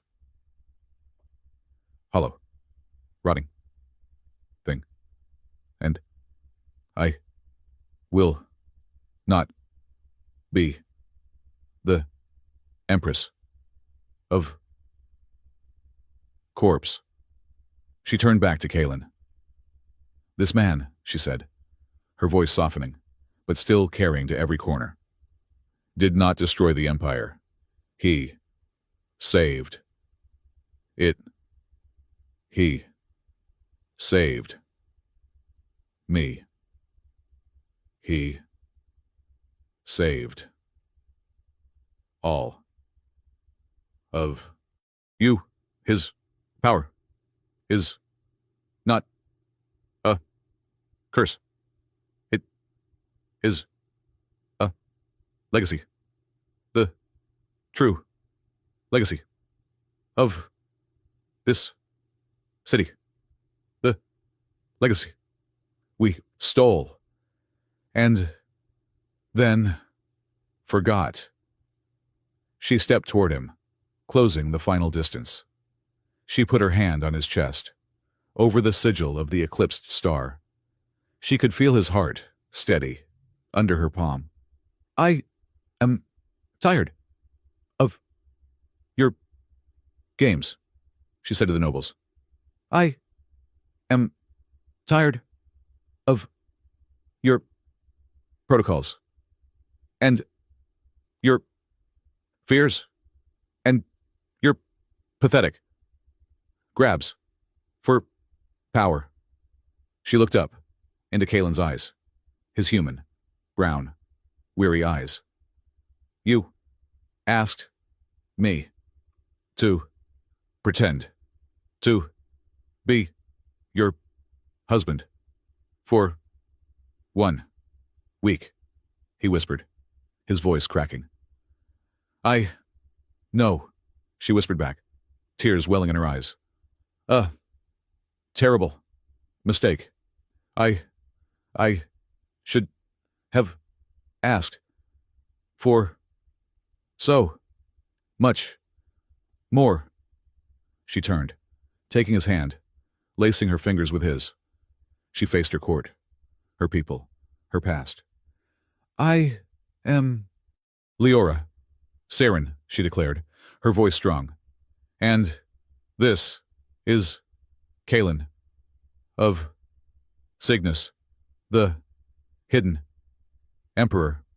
She raised their joined hands. He is not my consort. He is not my shield. He is my partner. And he is the only one I trust to protect this empire. The only one who can. It was not an abdication. It was a declaration. It was the death of the old regime. She had not exiled him. She had chosen him. She had recognized him. Kalen stared at her, his shock so profound it was almost painful. He had come for revenge. He had come to burn down the shadows. He had never, in his entire, lonely, century-long life, planned for this. He had never planned for her.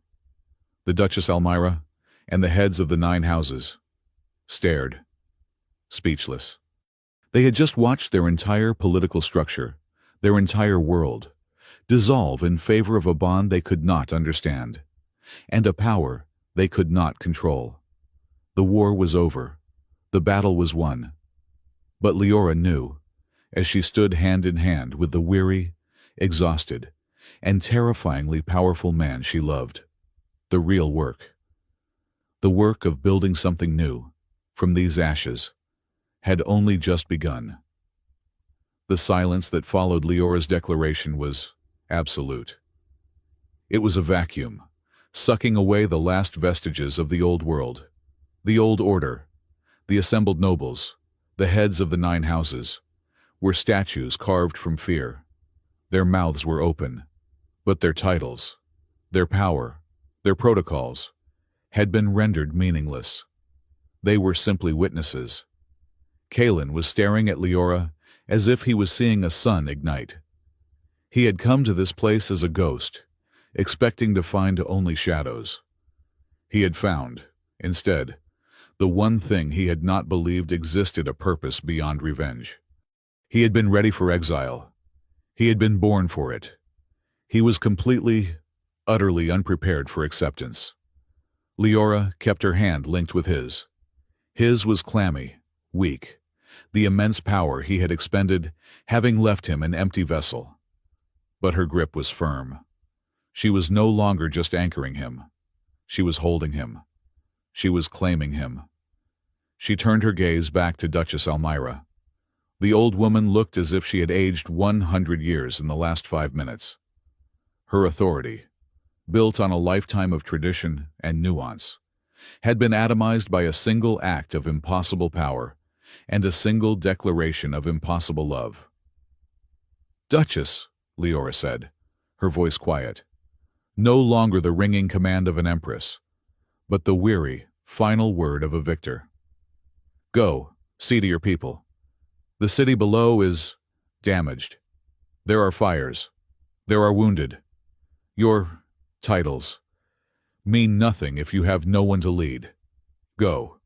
Be useful." It was a dismissal, not of a rival, but of an entire way of thinking. The Duchess opened her mouth, then closed it. The protocols were gone. The script was gone. She looked at the ruined hall, at the dead noble who had been the Minister of Finance, at the crushed form of Lord Across. She looked at the glowing-eyed monster who now just looked like a pale, exhausted man. And she looked at her Empress, who was no longer an Empress, but a woman in a soot-stained tunic, holding a weapon of mass destruction by the hand. The Duchess nodded. Once. A small, defeated, terrified gesture. She turned, and with her, the rest of the nobles, a silent, shuffling tide of irrelevance, began to filter out of the ruined Grand Hall, leaving the future behind them. Leora waited until the last one was gone, the massive, dented banner Kalen had used as a door, blocking their path back in. Only the 5 loyal guards. Captain Stone's bound form, and the dead remained. The adrenaline that had held her together, that had fueled her charge into the reactor core, evaporated. A wave of exhaustion so profound, it was a physical blow hit her. Her knees buckled. This time, it was Kalen who caught her. He was weak, but his reflexes were still there. He stumbled, but he held her, his arms wrapping around her waist, pulling her against his chest. They stood there for a long moment, two exhausted people, holding each other up in the middle of a graveyard. I have him, one of the guards said, his voice hesitant, referring to Stone. Take him to the brig, Leora whispered, her face pressed against the rough fabric of Kalen's armored suit. The secure cells. I will deal with him tomorrow. And the others. Your Majesty. The traitors. Kalen's voice rumbled, his first words since her declaration. Remain where they fell, a reminder of the cost. Leora looked up at him. His face was pale. His eyes, no longer glowing, were ringed with shadow. He looked human, more human than she had ever seen him. Come, she said, her voice just for him. You are finished. She put her arm around him, and he put his around her, half carrying, half supporting each other. They walked out of the grand hall, leaving the ruined throne behind. She did not take him to the imperial suite. That was a prison, a gilded cage she never wanted to see again. She did not take him to the medical bay, which would be overflowing.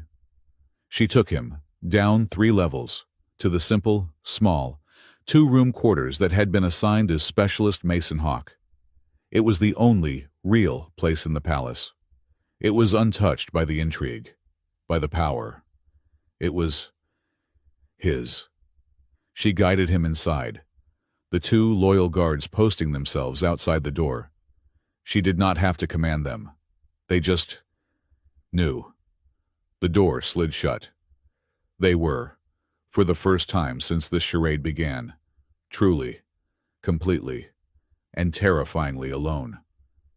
Kalen looked around the small room, the simple bed, the desk with a data slate, the stiff, uncomfortable diplomatic tunics still hanging in the closet. It felt like the life of another man.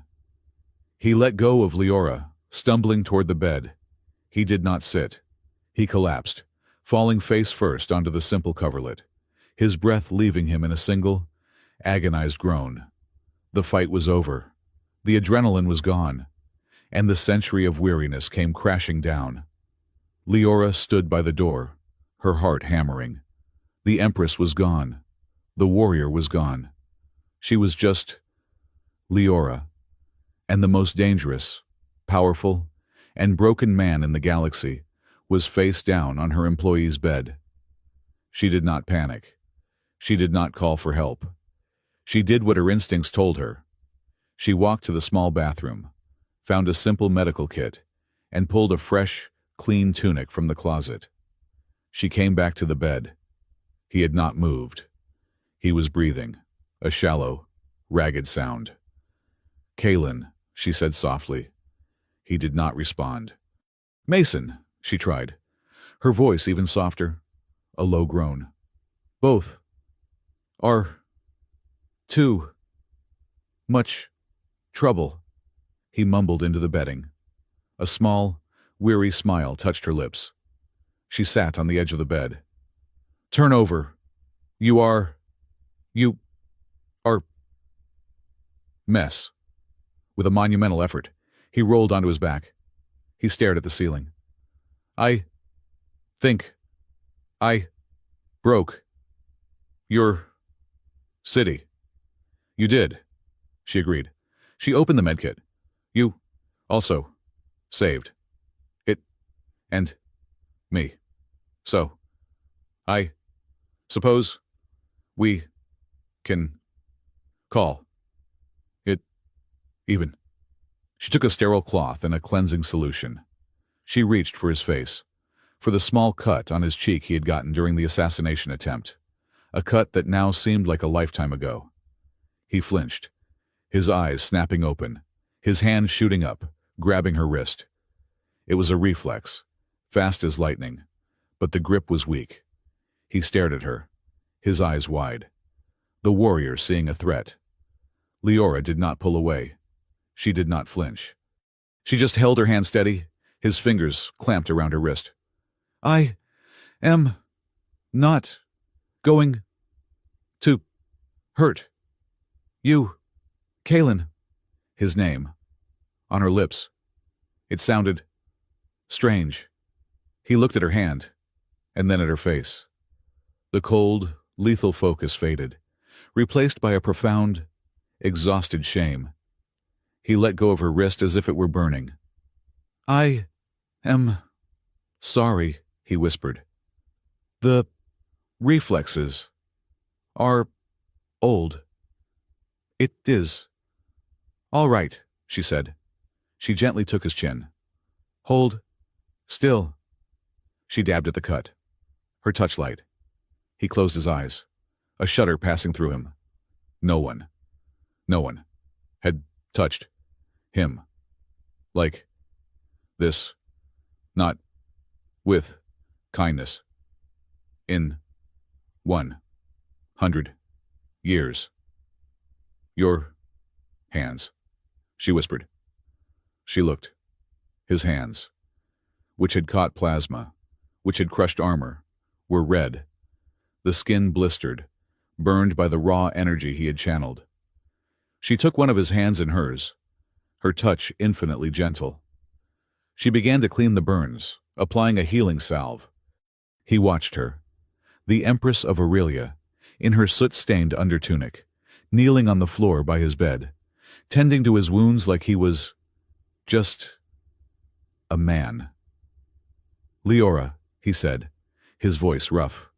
Yes. Why did you do that in the hall? You could have exiled me. It was the smart play. The political play. You could have kept your throne. She finished bandaging his hand, her movements precise. She did not look at him.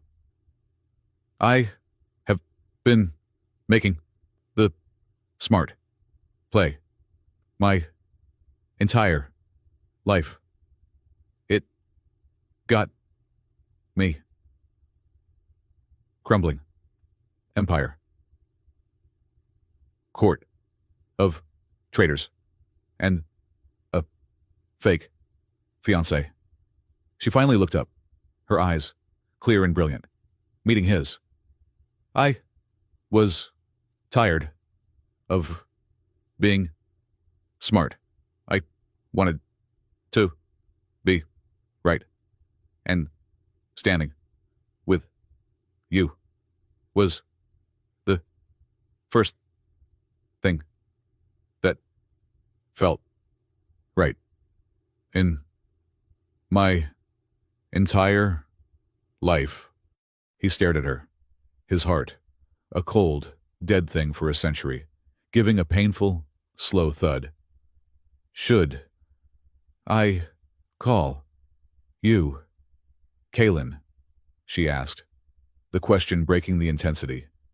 Or do you prefer Mason? It seems confusing. He thought for a moment. Mason was mask. A good one. He was easygoing. He made bad jokes. He liked Kalen. Is. Ghost. Name. On. Tomb. He. Is. Legacy. Of. Pain. I. Do not. Know. Who. I. Am. Right. Now. Leora's heart ached for him. Well, she said softly. I think. I was intrigued by specialist Hawk. I was terrified of the hidden emperor. But I think the man I chose to stand with is somewhere in between. Kalen looked at their hands, her small, pale, steady hand resting on his, which was now wrapped in white bandages. The man in between, he whispered, is just tired, and he is very, very glad you did not exile him. The paperwork would have been terrible. She laughed. A real, sudden, choked-off sound. A bubble of hysteria and relief. The paperwork, she repeated. You just unveiled yourself as God King. Saved. The city. Exposed. My entire government has lie. And you are worried good about paperwork. Well, he said, a faint, weak version of Mason's smile touching his lips. I was hired as diplomatic specialist. I take my contracts seriously, which brings me to our engagement. Oh, she said, raising an eyebrow. The humor. Their old, easy banter. A lifeline. Yes, he said, his face becoming serious, though his eyes were still light. The original deal was 1 week. Pretend to be your husband. I feel I have failed the pretend part rather spectacularly. So I am offering new terms. I am listening, she said. The contract is extended, he said, his voice low. Indefinitely. The job is no longer pretend. It is be your partner, your shield, your advisor, whatever you need. And the compensation.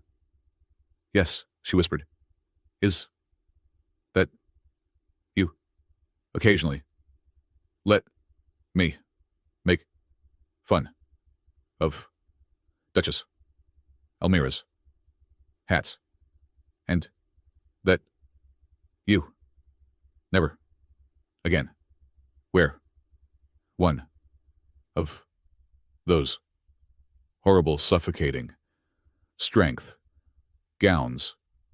Leora looked at him, the man who had held a star in his hands, who had the blood of a dead kingdom on his soul. And he was him. He was Mason, and he was Kalen.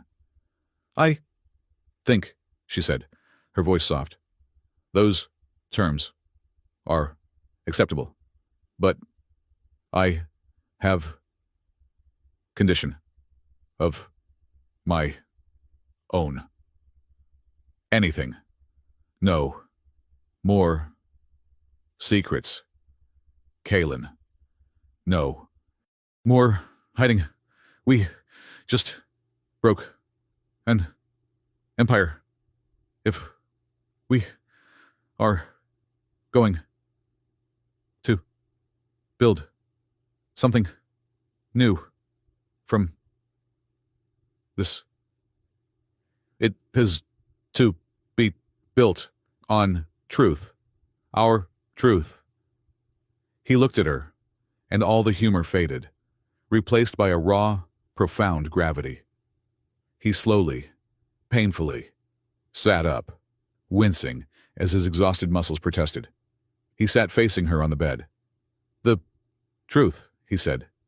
Cygnus was not just a kingdom. It was colony. A refugee ship. Just like this one. We were an experiment. My people. We did not just use energy. We were of it. We could feel the universe, the patterns, as a song. The ability. You saw it was not meant for war. It was for building, for healing, for growing. He looked at his bandaged hands.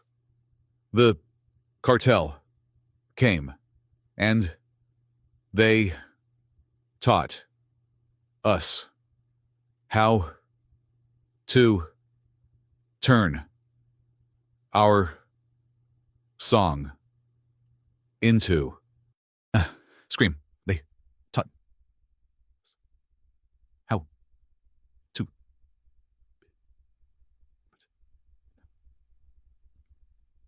they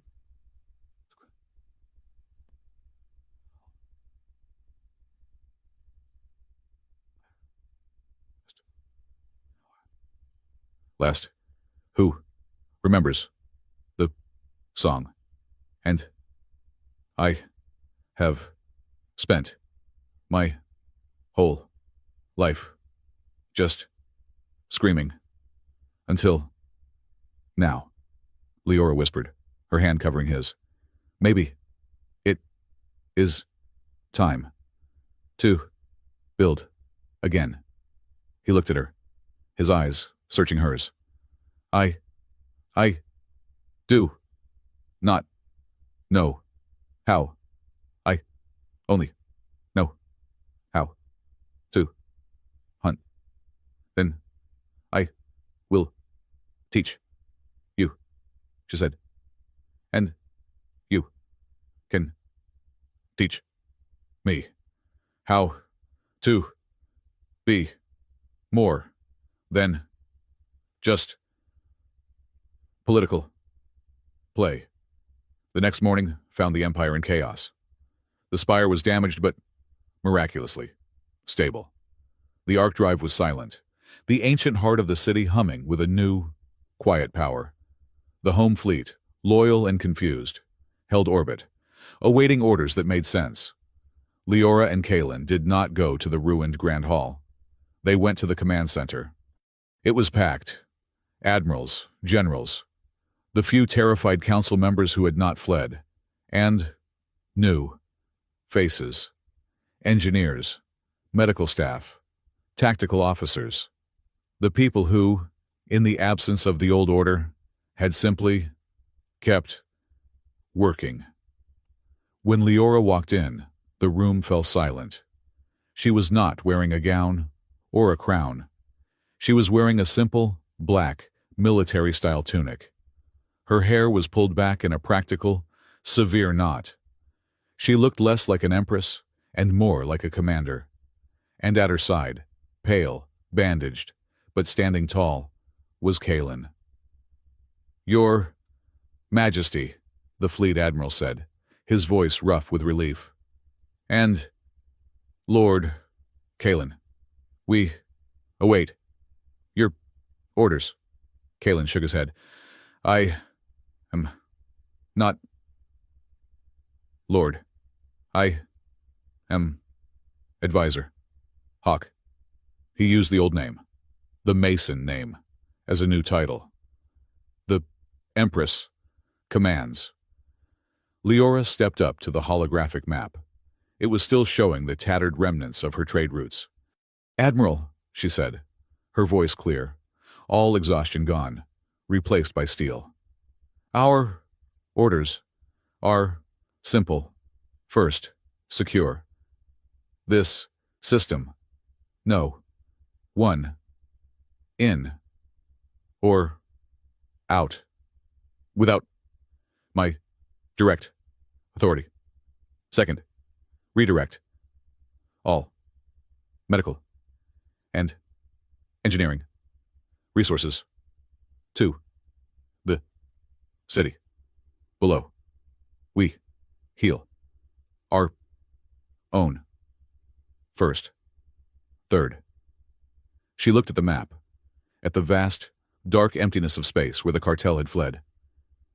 "You will gather your best intelligence officers. I want to know everything. Where they went, where they hide. This is not over. We did not just survive war. We just started one.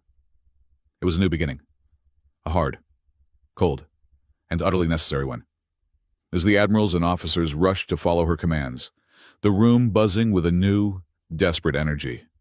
Kalen swayed. The long night, the lack of sleep, the expenditure of his life force. It was catching. "Up," Leora caught his arm, her grip strong. "Easy, Emperor," she murmured, a hint of a smile in her voice. "We have work to do. You do not get to collapse until after the city is rebuilt." He leaned on her, just for a second. "That seems unfair. I broke it. I should get some time off. You broke it. You bought it," she whispered back. "That is the new protocol."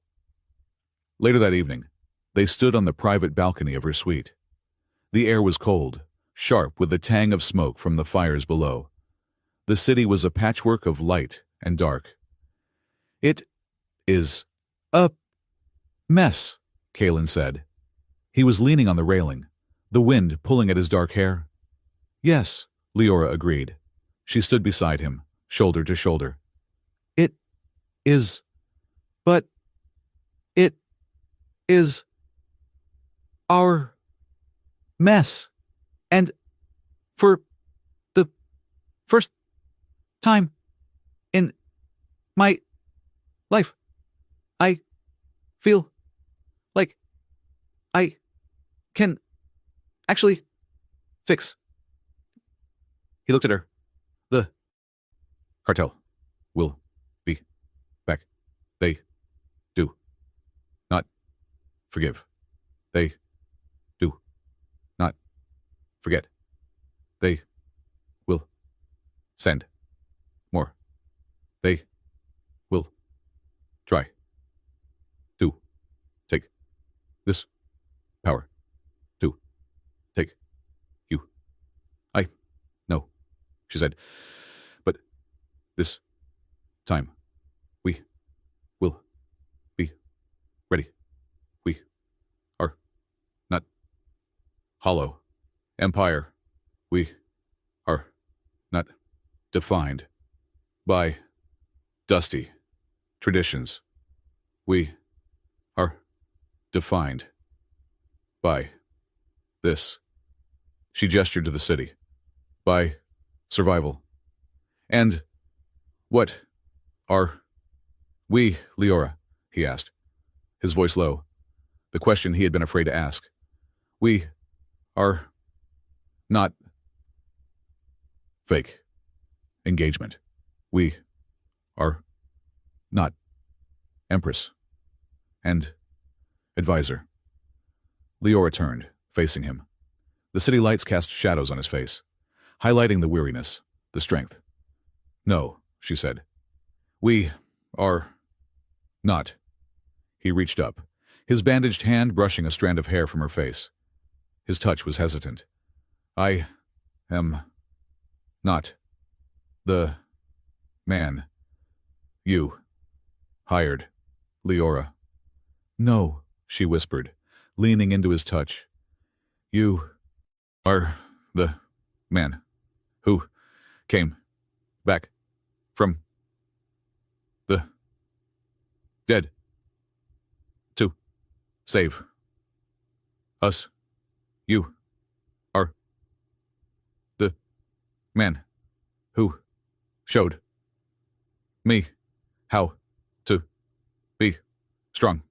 You are Kay. He put a finger to her lips. Kaylin is the past. Mason is a lie.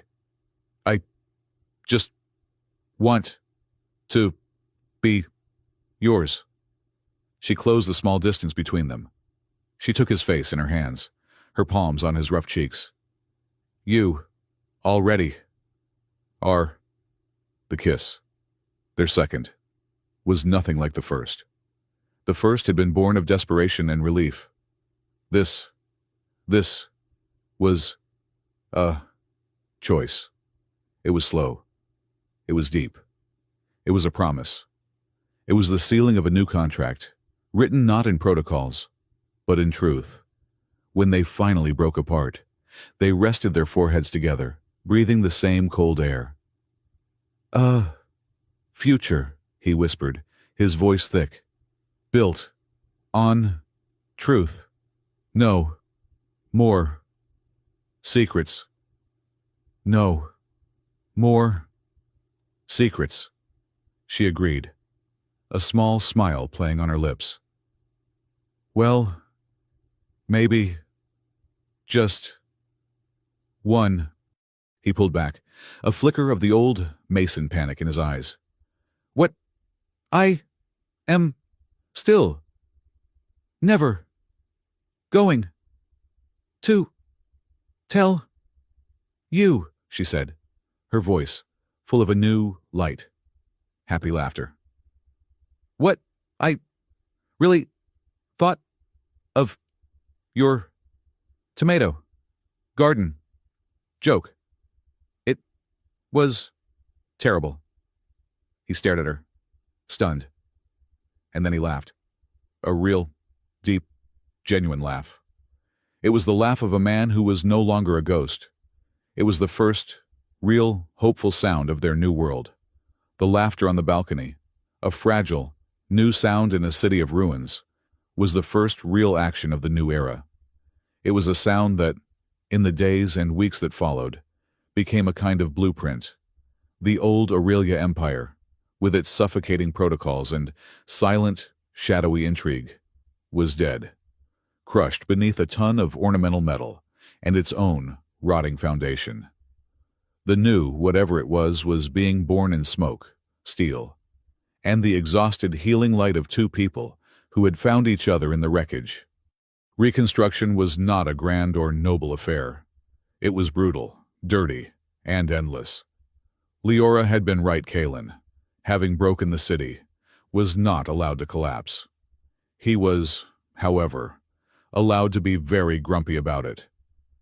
I am, for the record, he announced one morning, 2 weeks after the battle, officially tired of rubble.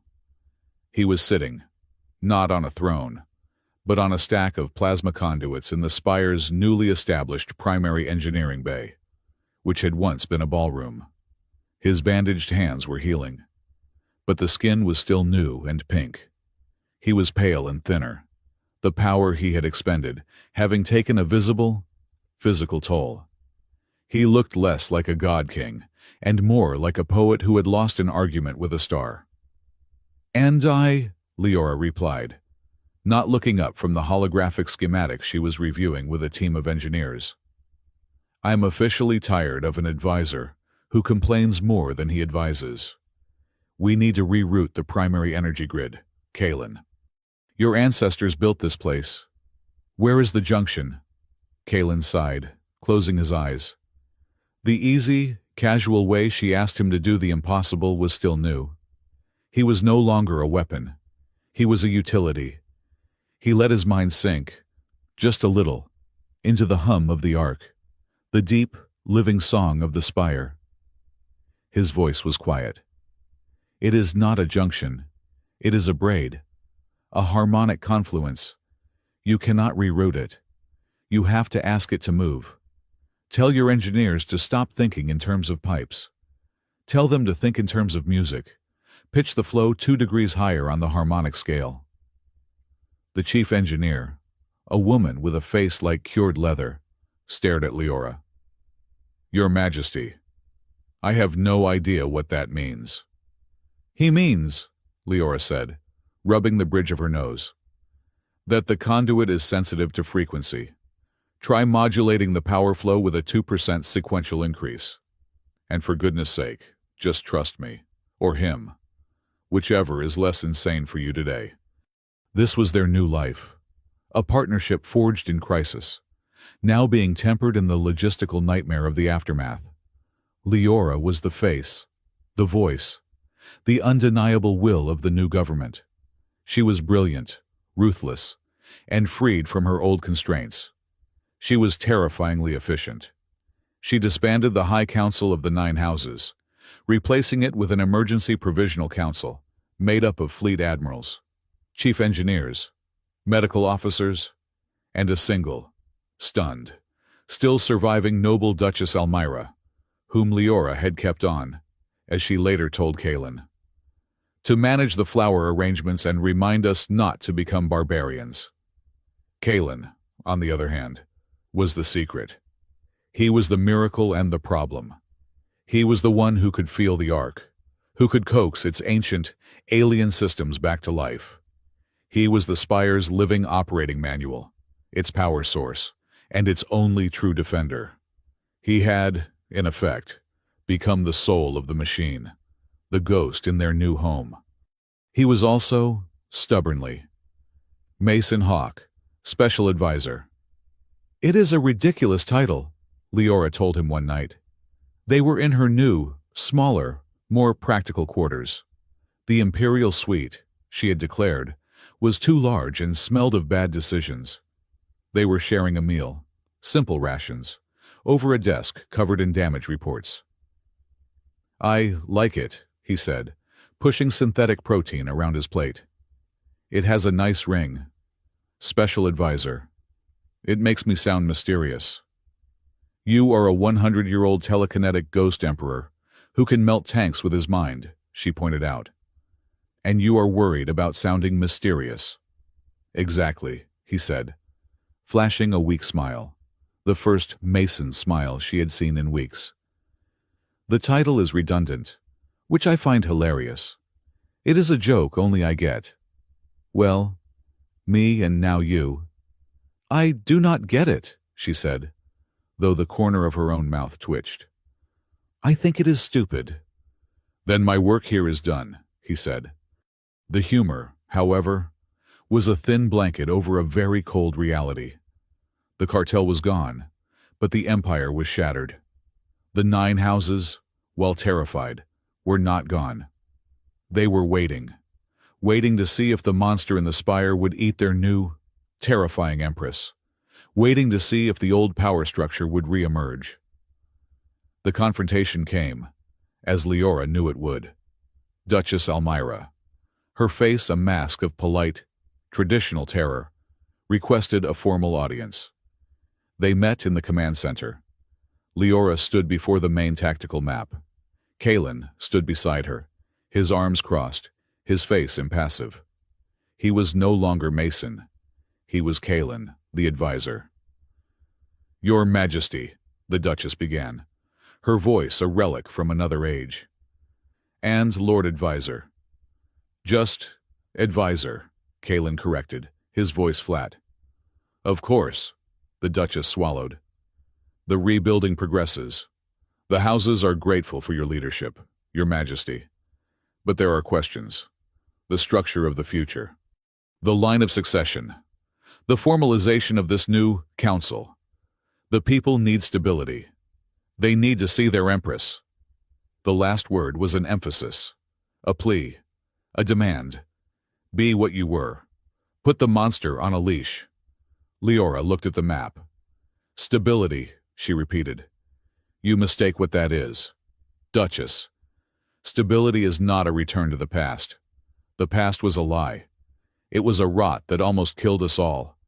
Stability now is strength. It is defense. It is him." She gestured to Kalen. The Duchess flinched. "Your Majesty, I beg you, be reasonable. The man, he is not one of us. His power, it is not ours. He cannot be the foundation." "He is the foundation," Leora said, her voice dropping, all humor gone. "This entire spire is his birthright, the power that stopped the cartel fleet, the shields that are still protecting us from the void. That is him. That is his blood, his song. You ask for stability. He is the only stable thing in this entire system. I am just the one smart enough to stand next to him." "But Leora," the Duchess whispered, her protocol breaking. "What is his role?" "He cannot just be advisor. And you cannot rule this way. It is not a government. It is a partnership. And what happens when you disagree?" It was the question, the one Leora had been asking herself in the dark. Kalen spoke, his voice quiet, his eyes on the Duchess. "She is the Empress. I am the shield. When we disagree, she is still the Empress." "But that is the problem," the Duchess said, her voice rising. "What if her command goes against your song? What if she asks you to do something you will not, or worse? What if she is the only one who can command you? What if she dies? What happens then? Does the Ark die with her? Does our shield vanish? This is not a stable future. It is a future built on two people, and two people can be broken." Leora and Kalen looked at each other. The Duchess, in her terrified, traditional way, had just laid bare the single, fatal flaw in their new world. It was Leora who broke the silence. "You are right, Duchess. Thank you. You are dismissed." The Duchess stared, stunned. She had come expecting a fight, and had been given a compliment. She bowed, confused, and left. The moment the door slid shut, Leora let out a breath she had been holding for 2 weeks. "She is not wrong." "I know," Kalen said. He walked to the window, looking out at the damaged city. "I am a single point of failure, a very old, very tired single point of failure. If the cartel comes back and I am gone, this all falls." "So what do we do?" Leora asked, coming to stand beside him. "You are the last of your line. You are the only one who can sing the song. We cannot build a future on that. It is just another kind of tyranny. A tyranny of dependence." He looked at her. "There is one way." "What?" "The song," he said, "is not just blood. My bloodline. It just makes it louder. But the ability to hear it. I have been feeling it in the city. Faint flickers. Embers. Just like me. People whose ancestors were part of the first colony. People who do not even know what they are. I could teach them. I could create a new generation of singers. A choir. So the song is not just me, but us. Leora stared at him, her heart pounding. You can do that. I can try, he said. But it would take time, and it would take all of my focus. I cannot be your shield and your teacher. I cannot run this ark and build a new school. Leora understood. This was his difficult decision. He was offering to give up his power, his central role, to dilute it, to share it, for the future. But if you do that, she said, her voice thick. Who leads, who commands the ark? If you are teaching, who is the emperor? He looked at her, confused. You... No, she said, cutting him off. A sudden, terrifying, brilliant idea forming in her mind. No, not me. Duchess Elmira is right. I am not the foundation. You are. Leora, what are you saying? I am saying you have it backwards, she said, her mind racing. You should not be the special advisor. You should not be my shield. I should be yours. I am the politician. I am the administrator. I can rebuild the government. I can handle the 9 houses. I can build the fleets and run the economy. But I cannot command this ark. I cannot sing the song. Only you can do that. But you are the Empress, he said, stunned. I am the Empress of nothing without this ark, she said, her voice fierce. Without you, I was just a girl in a box. You broke the box. But you are still letting me pretend to be in charge. She stopped. Kaelin, the people need a foundation, not a politician. They need a symbol. They need the one who saved them. They need the one who can promise to keep saving them. You are the only one who can make that promise. Leora, no, he said, his voice horrified. I do not want that. I am a ghost, a hunter, not a king. Never again. I am not asking you to be a king, she said, taking his hands. I am asking you to be the emperor, the hidden emperor. No more. Kaelin of Cygnus, the first emperor of the new ark, our emperor. And what does that make you? He asked, his voice shaking. It makes me, she said, a small, fierce, utterly new smile on her face. The woman who runs the entire universe from his side. It makes me his first advisor, his partner, his wife. If he will finally stop talking about paperwork and ask me properly. He stared at her. His mind, which could bend physics and move mountains, completely and utterly broken. Leora, he whispered, his voice thick. You would do that. You would give up your throne for me. I am not giving it up, she whispered back, her hands moving to his face, pulling him down to her. I am securing it. I am giving it to the only person in the universe I trust to protect it. The only person I trust to protect me. The only person I love. He choked. I love you, Leora. More than I thought it was possible to love anything. But this, I cannot. I am not. Yes, she said. You are. You are the man who held back a fleet. You are the man who saved my life. And you are the man who made a terrible joke about tomatoes. You are all of it. And it is time for the Empire to see it. All of it. The ceremony was held 3 days later. It was not a coronation. It was, as Leora had framed it, a refounding. The grand hall had been cleared, but not fully repaired. The scars remained. The cracked dais, the scorched walls. Leora had insisted. The new world, she said, should remember what the old one cost. The heads of the 9 houses were there. The new Provisional Council was there. The admirals, the engineers, the doctors. They stood in the ruin, and they waited. Leora walked in, not in a gown, but in the simple, black commander's tunic. She walked to the center of the dais, alone. "We are gathered today," she said, her voice clear, no amplification needed. "Not to celebrate a victory, but to accept a truth. The truth that our old empire was a failure. It was weak. It was corrupt. And it fell." She paused, letting the words sink in. "We were saved. Not by our armies. Not by our traditions. We were saved by one man. A man who is the heir to the true power of this place. A man who paid the price for our survival. We live today because he willed it." She turned. "The Aurelia Empire is finished. Today. We become the Cygnus Arc. A new government. A new hope.